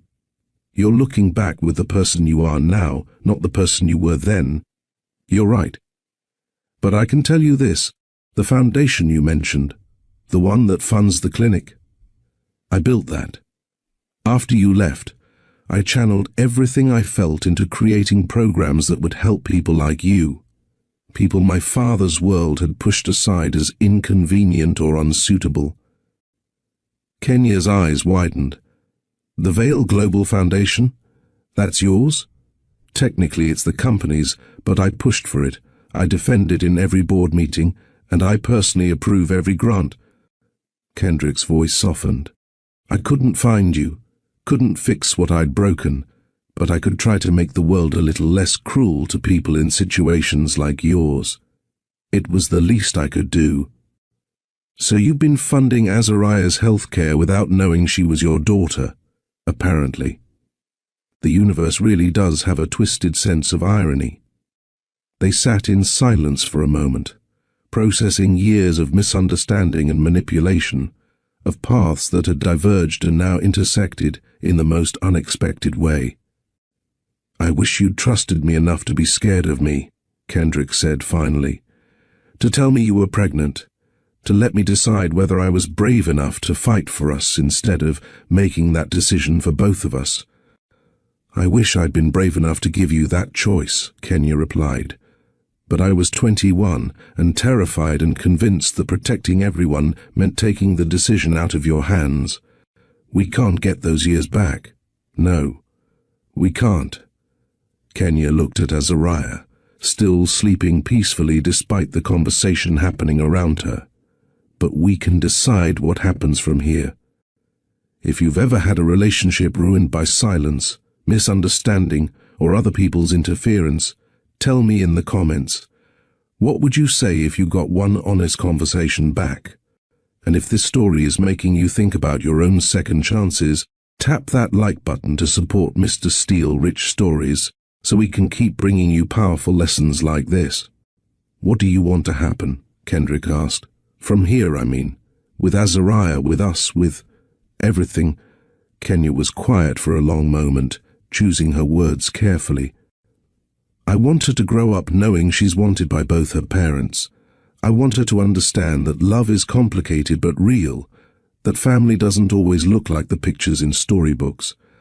I want her to never feel like she was a mistake or a burden or anything less than completely cherished. I can promise you that last part right now. She's not a mistake. She's a miracle I didn't know I needed. Good. Then we agree on the important part. Kenya's voice took on the practical tone Kendrick remembered from their college debates. But we need ground rules, Kendrick. Clear expectations and boundaries that protect her. I'm listening. No matter what happens between us romantically, and I'm not even close to ready to think about that, Azariah comes first. We don't weaponize her against each other. We don't make her choose sides. We present a united front even when we disagree, agreed completely, and we tell her an age-appropriate version of the truth about why you weren't there before. I won't let her grow up thinking you abandoned us, but I also won't lie and say circumstances were different than they were. How do we explain that to a 4-year-old? Kendrick asked, genuinely uncertain. We say that sometimes grown-ups make mistakes, and other grown-ups make those mistakes worse by not being honest. We tell her that her daddy didn't know about her, but would have loved her from the first second if he had... Kenya's voice roughened with emotion. We tell her that we're both so happy we found each other now, even if the journey was harder and longer than it should have been. That's perfect. And I want... Kendrick stopped, making sure he had the right words. I want to be her father. Not a weekend visitor she has to accommodate, not a stranger who sends gifts to assuage guilt. Her actual father, present and involved and there when she wakes up scared at night. That's a big commitment for someone you met 2 hours ago. I've been her father since she was conceived. I just didn't know it. He looked at Azariah with an expression of fierce determination. I know nothing about being a parent. I'll make mistakes, I'll need your guidance, I'll probably do 100 things wrong, but I'm committed to learning, to showing up, to being worthy of her.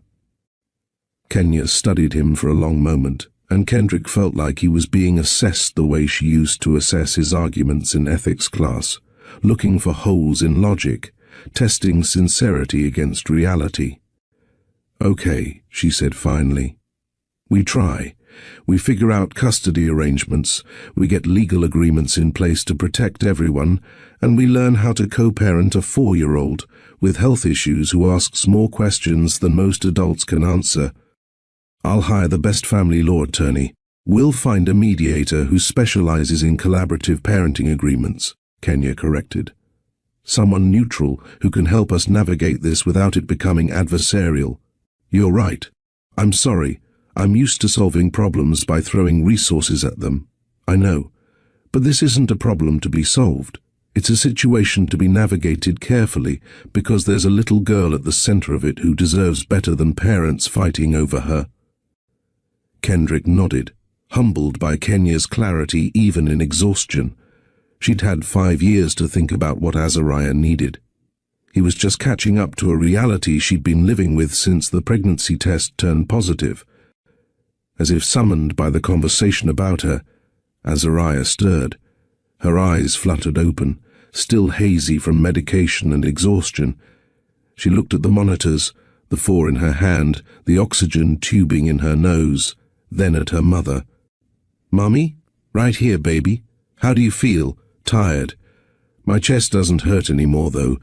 Azariah's voice was stronger than it had been in the car, her breathing easier. Then her eyes found Kendrick, and curiosity replaced confusion. Who is he? Kenya looked at Kendrick, a question in her eyes. How much? How fast? How do we begin to explain this? He nodded slightly, trusting her judgment. "This is Kendrick," Kenya said carefully, choosing words that were true but gentle. "He's someone very special who wants to be part of our lives from now on."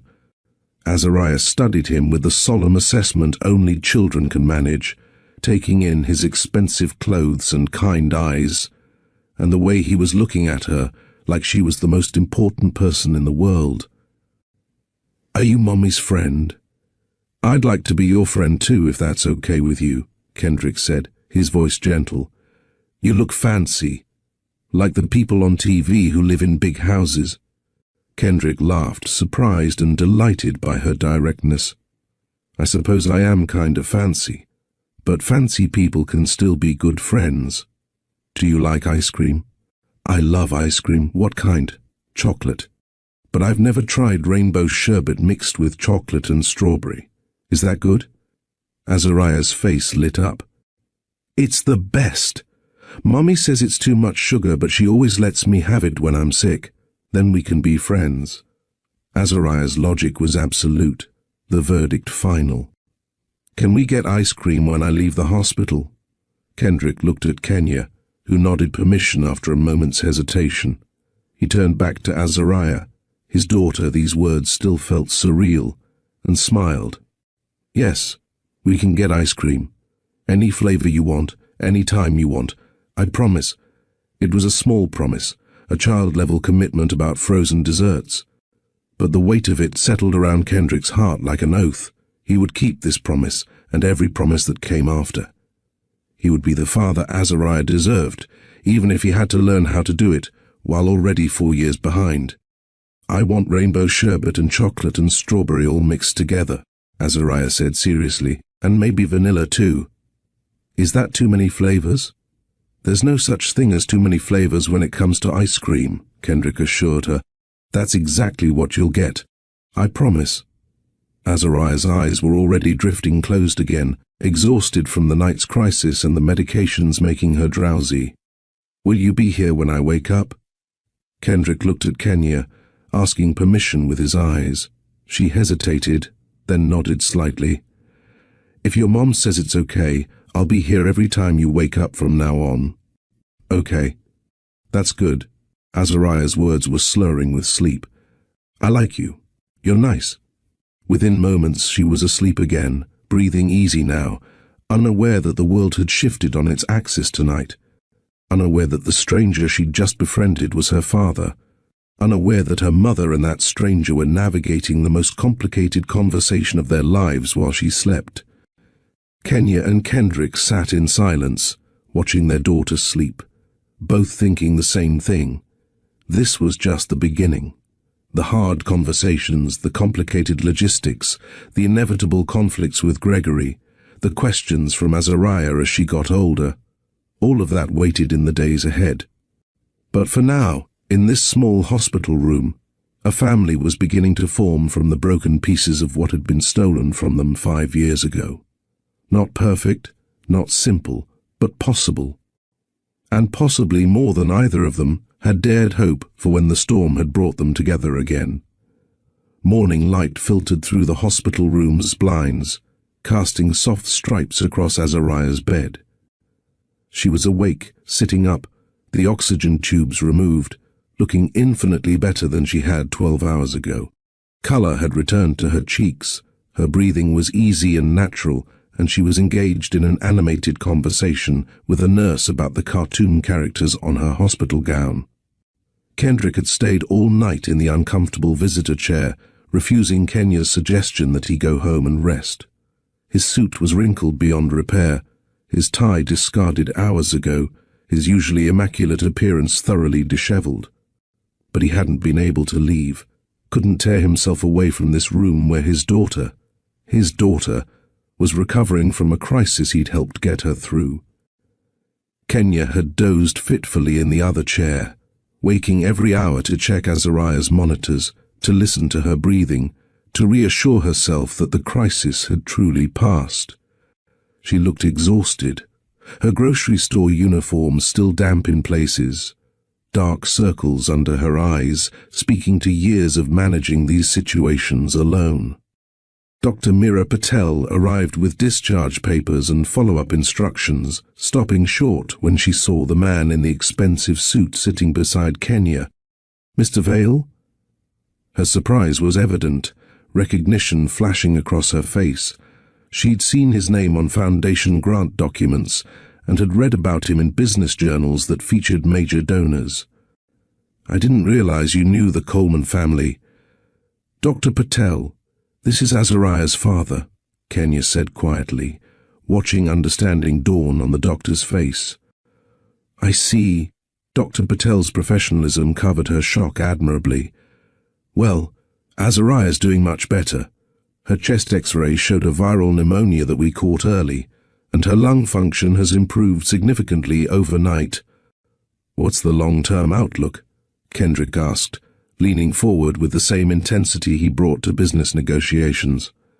"She has moderate persistent asthma, which means she'll need daily preventive medication and careful management of triggers. With proper treatment and monitoring, most children with asthma live completely normal lives.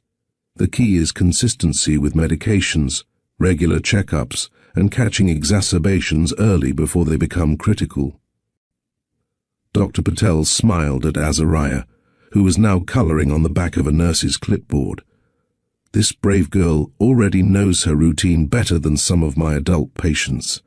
She understands her medications, recognizes when she's having trouble breathing, and advocates for herself. Kenya's done an excellent job teaching her to manage her condition. Because Mommy's the best," Azariah announced proudly. "She always knows how to make me feel better." Kenya blinked against sudden tears, overwhelmed by exhaustion and emotion and the surreal reality of Kendrick sitting beside her, receiving information about their daughter's chronic illness. Kendrick watched the interaction with new understanding. Kenya had been doing this alone for 4 years, learning medical terminology, managing medications, staying calm during emergencies, teaching their daughter to advocate for her own health. The weight of that solitary responsibility hit him again, a fresh wave of regret for everything she'd carried without him.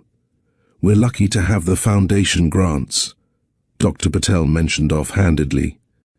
"They cover Azariah's medications through our assistance program, which makes consistent treatment possible for families like yours." Kendrick and Kenya exchanged a look across Azariah's bed, the bitter irony of him funding his own daughter's health care without knowing she existed, of the universe weaving their lives together with invisible threads neither had been able to see. After Dr. Patel left with discharge instructions and follow-up appointment schedules, Kenya and Kendrick stepped into the hallway while a nurse helped Azariah change out of the hospital gown, giving themselves space to have the necessary conversation. "I want to cover all of her medical expenses," Kendrick said without preamble. "All of them, past, present, future. Hospital bills, medications, specialist appointments, everything she needs." Kenya's jaw tightened, the familiar pride Kendrick remembered rising immediately. "I've been managing. I know you have, but you shouldn't have to choose between her health and your rent, Kenya. This isn't charity or rescue. This is me taking responsibility for my daughter. Our daughter.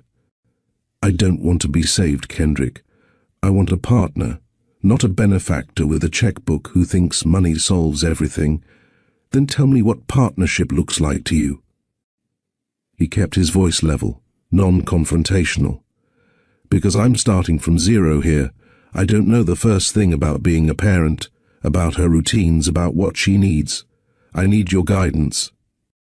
Kenya took a breath, organizing her thoughts the way she used to before making arguments in ethics class. "We need legal agreements, official custody arrangements, financial responsibilities clearly outlined, decision-making protocols established. I need to know this isn't going to disappear when the novelty wears off, or your father applies pressure again. My father doesn't control my life anymore. Words are easy, Kendrick. Consistency is hard. Azariah needs reliability, not grand gestures followed by absence when corporate demands take precedence." "You're right." He pulled out his phone. "I have a family law attorney I trust, actually someone who specializes in collaborative parenting agreements rather than adversarial divorce proceedings. Would you be willing to meet with her? We can hash out something that protects everyone and makes expectations crystal clear." Kenya studied him for a long moment, looking for signs of the boy who'd let his father pull him away at that gala. But 5 years had changed him. There was steel in his voice now, a certainty that came from having fought battles and won enough of them to know his own strength. "Okay. We meet with the attorney, we establish formal agreements, we do this properly. And the medical bills from last night, the hospital stay, will be handled through your foundation's assistance program like they always are," Kenya said firmly. "I'm not taking direct charity from you, Kendrick, but if you want to contribute to Azariah's welfare through legal child support arrangements we establish with the attorney, that's different. That's partnership. Fair enough. What about housing? Are you and Azariah safe where you're living? Do you have what you need?" Kenya's expression flickered, pride warring with practicality. "We have a one-bedroom apartment. It's small, the pipes clang, and we share the bedroom, but it's clean, it's safe, and it's ours. I won't move into some penthouse and let Azariah grow up thinking money solves everything. I'm not suggesting a penthouse, but maybe something with 2 bedrooms? A place where Azariah doesn't have to watch you study at midnight because there's nowhere else to do it." Kendrick's voice was gentle. "Let me help make your lives easier, Kenya. Not because you need saving, but because we're in this together now." She was quiet, wrestling with the independence she'd fought so hard to maintain against the reality that accepting help might actually be better for Azariah. "We compromise," she said finally. "You don't swoop in and transform our lives overnight, but we can look at better housing options together, make decisions together, figure out what works for Azariah's needs and my ability to accept help without feeling like I'm losing myself in the process. Like actual co-parents, exactly like actual co-parents. For the first time since they'd crashed back into each other's lives, something like a real smile crossed Kenya's face. "This is going to be complicated, isn't it?" "Probably the most complicated thing either of us has ever done," Kendrick agreed. "But she's worth it." They both looked through the window into Azariah's room, where she was showing the nurse her coloring, chattering excitedly about the purple princess she'd drawn. "Yes," Kenya said softly. "She's worth everything." The confrontation with Gregory Vale happened 2 days later in his father's corner office, 40 stories above the city. Kendrick didn't schedule the meeting. He simply walked in during a strategy session with the executive team and asked everyone else to leave. "I have a daughter," he said without preamble, closing the door behind him. "Her name is Azariah. She's 4 years old, she has asthma, and I've missed every single day of her life because your COO intercepted a letter telling me Kenya was pregnant." Gregory's expression barely shifted, revealing nothing. Evelyn was protecting company interests. Evelyn was playing God with other people's lives. And you created an environment where she thought that was not only acceptable but expected. Kendrick's voice stayed level, controlled, but there was steel underneath. "I'm done letting fear of image or stock prices dictate my personal choices. I'm going to be Azariah's father, publicly and completely. If that affects partnership deals or board confidence, we'll handle it. But I will not sacrifice my child for quarterly earnings." The battle that followed wasn't dramatic. Gregory Vale didn't yell or threaten. He was too sophisticated for that. Instead, he deployed logic, referenced fiduciary responsibilities, and mentioned the instability that personal scandals could create in investor confidence. But Kendrick had spent 5 years learning to counter every argument his father made. For every concern about company image, he had data about consumer preferences for authentic corporate leadership. For every worry about stock volatility, he had examples of companies that had weathered far worse personal revelations and emerged stronger. "The world has changed," Kendrick said. "Consumers, investors, partners, they value authenticity now. A CEO with a complicated family situation he's handling responsibly is more relatable than a perfect image that's obviously manufactured. You're gambling with Vale Global's reputation."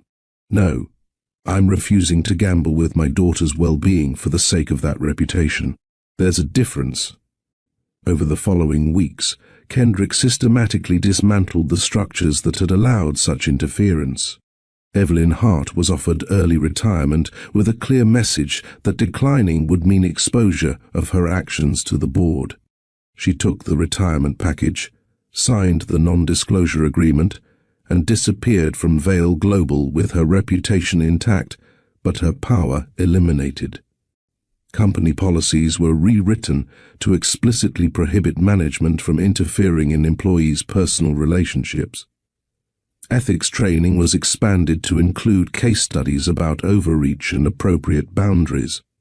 The message was clear: Vale Global would no longer sacrifice individual lives for corporate convenience. Most importantly, Kendrick stopped seeking Gregory's approval. The change was subtle but fundamental. He made decisions and informed his father rather than asking permission. He showed up at board meetings with Azariah's picture on his phone background and dared anyone to comment negatively. The sky didn't fall. Stock prices remained stable. If anything, the business press coverage was sympathetic. A young executive discovering he had a daughter and stepping up to his responsibilities played well in an era that valued work-life balance and family commitment. Gregory never apologized, never acknowledged that his approach had been wrong, but he stopped openly opposing Kendrick's choices, and in the Vale family dynamic, that was as close to acceptance as anyone could hope for. He bought her a $400 teddy bear, Kenya told Tasha over coffee at their usual cafe. "Who spends that much on a stuffed animal?" "Someone trying to make up for lost time," Tasha replied, stirring her latte with a knowing look. "The question is, are you going to hold every expensive gift against him? Or are you going to accept that his love language might include ridiculous teddy bears?" "It's not about the bear. It's about control. You've been in control for 4 years, making every decision, carrying every burden. Now someone wants to share that load. And it's terrifying because what if he leaves? What if Azariah gets attached and he decides this is too hard? Kenya stared into her coffee, hating that Tasha was right. What if he hurts her? What if she builds her whole world around having a father, and then he gets bored or his next girlfriend doesn't want to deal with someone else's kid? What if he doesn't? Tasha challenged gently. Kenya, you don't have to let him back into your heart to let him into his daughter's life. But you also don't have to punish yourself forever for choices you made trying to survive. Maybe it's time to stop waiting for the other shoe to drop and just see what happens. When did you get so wise? I've always been wise. You've just been too stubborn to listen. Tasha's expression softened. He's been showing up, right? To every doctor's appointment, every promised ice cream trip, every bedtime story over video chat when he can't be there in person. Yes, Kenya admitted. He's been consistent. Asks questions, takes notes, wants to learn her routines and preferences. Last week he spent 2 hours learning how to work her nebulizer properly. And how does Azariah respond to him? A small smile crossed Kenya's face despite her reservations. She loves him, asks when he's coming over, wants to show him everything she draws, tells everyone at daycare about her dad who knows all about computers and builds things that help people. Then maybe trust that. Trust what you're seeing instead of what you're afraid might happen. Kenya knew Tasha was right, but knowing and doing were different things. Trusting Kendrick with Azariah's heart meant risking that heart in ways that terrified her. But watching them together, seeing Azariah light up when he arrived, seeing Kendrick's patience when she asked the same question 17 times in a row, seeing both of them work to build something neither had known they were missing, made the risk feel worthwhile. I'm trying, Kenya said finally. It's just hard to let go when being in control has been my survival mechanism for so long. I know. But you're not alone anymore. That's scary, but it's also kind of beautiful if you let it be. 3 months transformed their awkward co-parenting attempts into something resembling a functional routine. Kendrick learned Azariah's medication schedule by heart, could prepare her nebulizer treatment in his sleep, knew exactly which stories she wanted to read at bedtime and which ones she'd outgrown. Tuesday afternoons became their standing routine. Kendrick picked Azariah up from daycare and took her to her pulmonology appointments, giving Kenya time to attend her own classes without scrambling to rearrange work schedules. The first few appointments, Kenya had insisted on coming too, unable to fully trust that Kendrick would ask the right questions or remember important details. By the third appointment, she'd relaxed enough to let him handle it alone. He sent her detailed summaries afterward, including questions to follow up with Dr. Patel about, demonstrating that he took Azariah's health as seriously as she did. Kenya had completed her medical assistant certification, aided by the fact that child support from Kendrick meant she could reduce her work hours and focus on studying. She'd bristled at accepting the help initially, pride warring with practicality. But Tasha had pointed out that letting Azariah's father contribute financially wasn't a weakness. It was allowing him to fulfill his responsibilities so Kenya could build a better future for all of them. The new apartment helped too. Not a penthouse, not anything ostentatious, but a 2-bedroom place in a safer neighborhood with a park nearby. Azariah had her own room, painted purple at her insistence, filled with books and art supplies and the gradually accumulating gifts from a father making up for lost time. One Thursday, Azariah convinced Kendrick to bring her to his office. Board members emerging from a meeting stopped short at the sight of the CEO's daughter sitting at his desk, crayons spread across quarterly reports, coloring princesses on the back of acquisition proposals. Daddy says I can use any color I want because art doesn't have rules, Azariah announced to a group of executives who looked like they'd never seen a child in the Vale Global building before. That's lovely, someone managed. Kendrick just smiled, unbothered by the breach of corporate decorum. Some things mattered more than maintaining the image of untouchable professionalism. Some things, like his daughter's belief that she was welcome in every part of his life, mattered more than anything his father's generation valued. The park was unremarkable, just grass and trees and a playground where Azariah shrieked with joy on the swings. Kenya and Kendrick sat on a blanket watching her play, the remains of their simple picnic spread between them. These Saturday afternoons had become routine over the past month, co-parenting time that felt less awkward with each passing week. She asked me yesterday if you were going to be her real daddy or just her sometimes daddy, Kendrick said, peeling an orange with more focus than the task required. What did you tell her? That I'm her daddy, even when I'm not physically there, that she can call me any time, that I'll be at every birthday and doctor's appointment and school play from now until forever. He looked at Kenya. That's a big promise for someone who's only known her for 3 months. It's the only promise that matters, Kenya said softly. And you've been keeping it so far. So far is easy. It's 50 years from now that concerns me. Will I still be showing up with the same consistency? Will I still make her feel like the center of my universe when work demands escalate or life gets complicated? That's what parenting is. Showing up consistently even when it's hard, especially when it's hard. Kenya pulled her knees up, wrapping her arms around them. You're doing better than I expected, if I'm being honest. What did you expect? I don't know. Initial enthusiasm followed by gradual withdrawal as the reality set in. Grand gestures instead of daily presence. Your father convinced you to minimize involvement to protect the company's image. She shrugged. I'm pleasantly surprised to be wrong. Azariah ran over, demanding they watch her go down the slide, and they both dutifully applauded her accomplishment.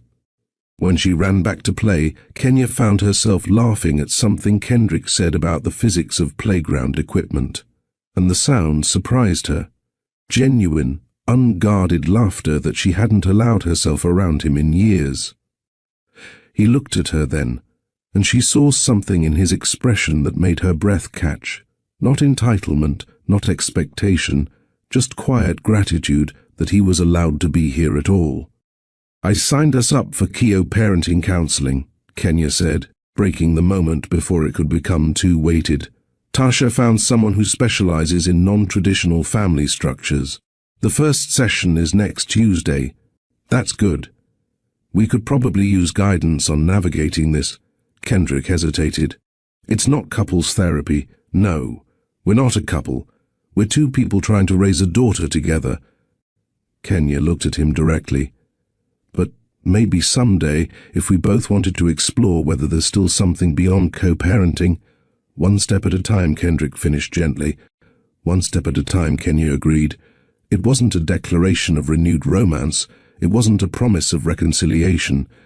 But it was an opening, a crack in the walls they'd both built, an acknowledgement that the feelings that had drawn them together years ago hadn't completely disappeared, despite everything that had tried to destroy them. For now, that possibility was enough.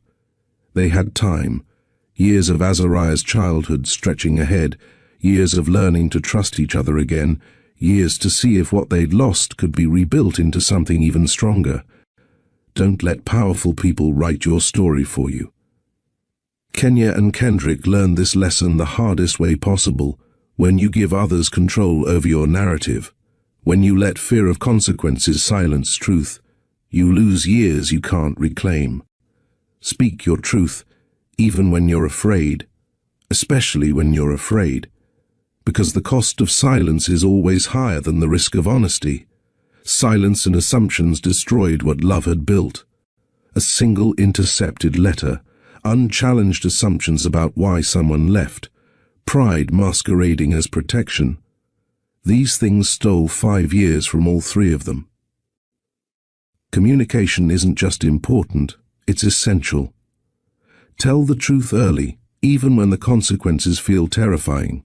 because the alternative is living with what-ifs that haunt you for years. Second chances aren't guaranteed, but when life hands you one, meet it with honesty and humility. Kendrick could have demanded immediate custody, wielded his wealth like a weapon, punished Kenya for the years he'd lost. Kenya could have held resentment like armor, made his access to Azariah contingent on him earning forgiveness. Instead, they chose the harder path, patience, compromise, putting their daughter's needs above their own wounded pride. Money and status can't protect you from regret. Gregory Vale's billions couldn't buy back the years Kendrick lost with his daughter. Power couldn't erase the damage done by interference in lives that should have been left to make their own choices. But resources used with wisdom can repair what fear once broke, funding clinics, supporting single parents, creating systems that protect rather than punish the vulnerable. Family isn't defined by how it starts, but by the daily choice to show up. Kendrick and Kenya would never have the traditional family structure, would never get back the years they lost. But they could choose every single day to be present for Azariah, to work together despite their complicated history, to build something real from broken pieces. That choice, the daily decision to show up with consistency and love, matters more than perfect beginnings or unblemished pasts. It's the foundation everything else is built on. If this story of Kenya Cole, Kendrick Vale and little Azariah touched you, tell me in the comments what lesson you're taking away. Is it about communication, courage or forgiveness? Is there a relationship in your life that needs honest conversation instead of continued silence? Is there someone you need to tell the truth to, even though it terrifies you? If there's someone you need to talk to, don't wait 5 years in a hospital room. Don't wait for a crisis to force the truth out of hiding. Pick up the phone, send the message, have the conversation that scares you, because the stories we tell ourselves about why we can't speak up are always more comfortable than they are true. Life has a way of forcing confrontations we've been avoiding, but you can choose to have them on your terms, with honesty and courage, before circumstances make the choice for you in the worst possible moment. And if you want more deep emotional stories that entertain your heart and educate your soul, hit like, subscribe to Mr. Steele Rich Stories, and most importantly, share this video with one friend or family member who needs a reminder that their story can still be rewritten. No matter how much time has passed, no matter how complicated the situation, it's never too late to choose honesty over fear, connection over pride, and love over the comfortable lies we tell ourselves to avoid getting hurt. Thank you for being part of this community. Thank you for letting these stories matter to you. And remember, your life is still being written. Make sure you're holding the pen, not handing it to people who don't understand your story or care about your ending. Be brave, tell the truth, show up consistently, choose love even when it's complicated, especially when it's complicated, because years from now, you won't regret the risks you took for connection. You'll only regret the chances you were too afraid to take. The photographer counted down, 3, 2, 1, smile, and captured the moment, Kenya, Kendrick and Azariah in the park where they'd had that first tentative picnic months ago. Azariah was in the middle, holding both their hands, her smile showing the gap where another tooth had fallen out last week. It wasn't a perfect family portrait.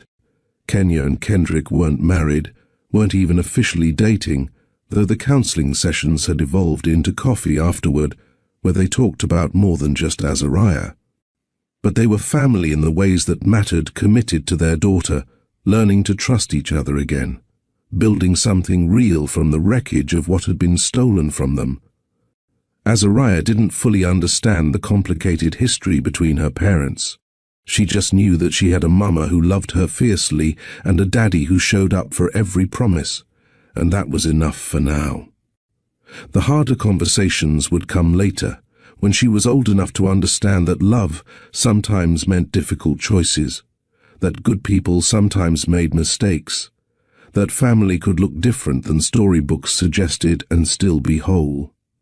For now, she had ice cream dates with her father, bedtime stories from both parents, and the security of knowing she was wanted by everyone who mattered. Kenya had finished her certification and accepted a position at a family practice clinic, not Eastview, but one across town that paid better and had reasonable hours. She was rebuilding the life she'd put on hold, this time with support instead of doing it all alone.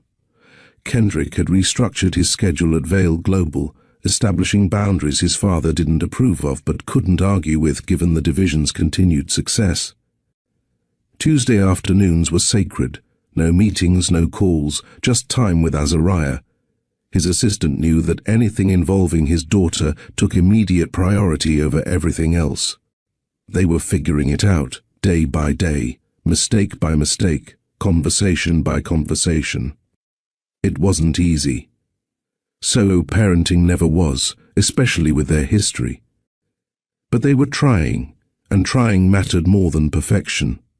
The photographer showed them the picture, and all three leaned in to look. "We look happy," Azariah observed. "We are happy," Kenya confirmed. "Even though you and Daddy don't live together? Especially because we're figuring out how to make everyone happy while respecting what each person needs," Kendrick explained. "That's harder than just living together would be, but it's more honest." Azariah considered this with the seriousness she brought to all important questions. "Okay, can we get ice cream now?"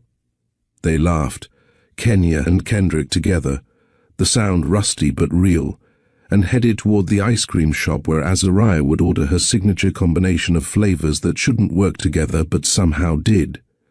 Just like their family, complicated, unconventional, built from broken pieces and second chances and the stubborn refusal to let other people's interference define their story. Not perfect, but real, and real was exactly what they needed.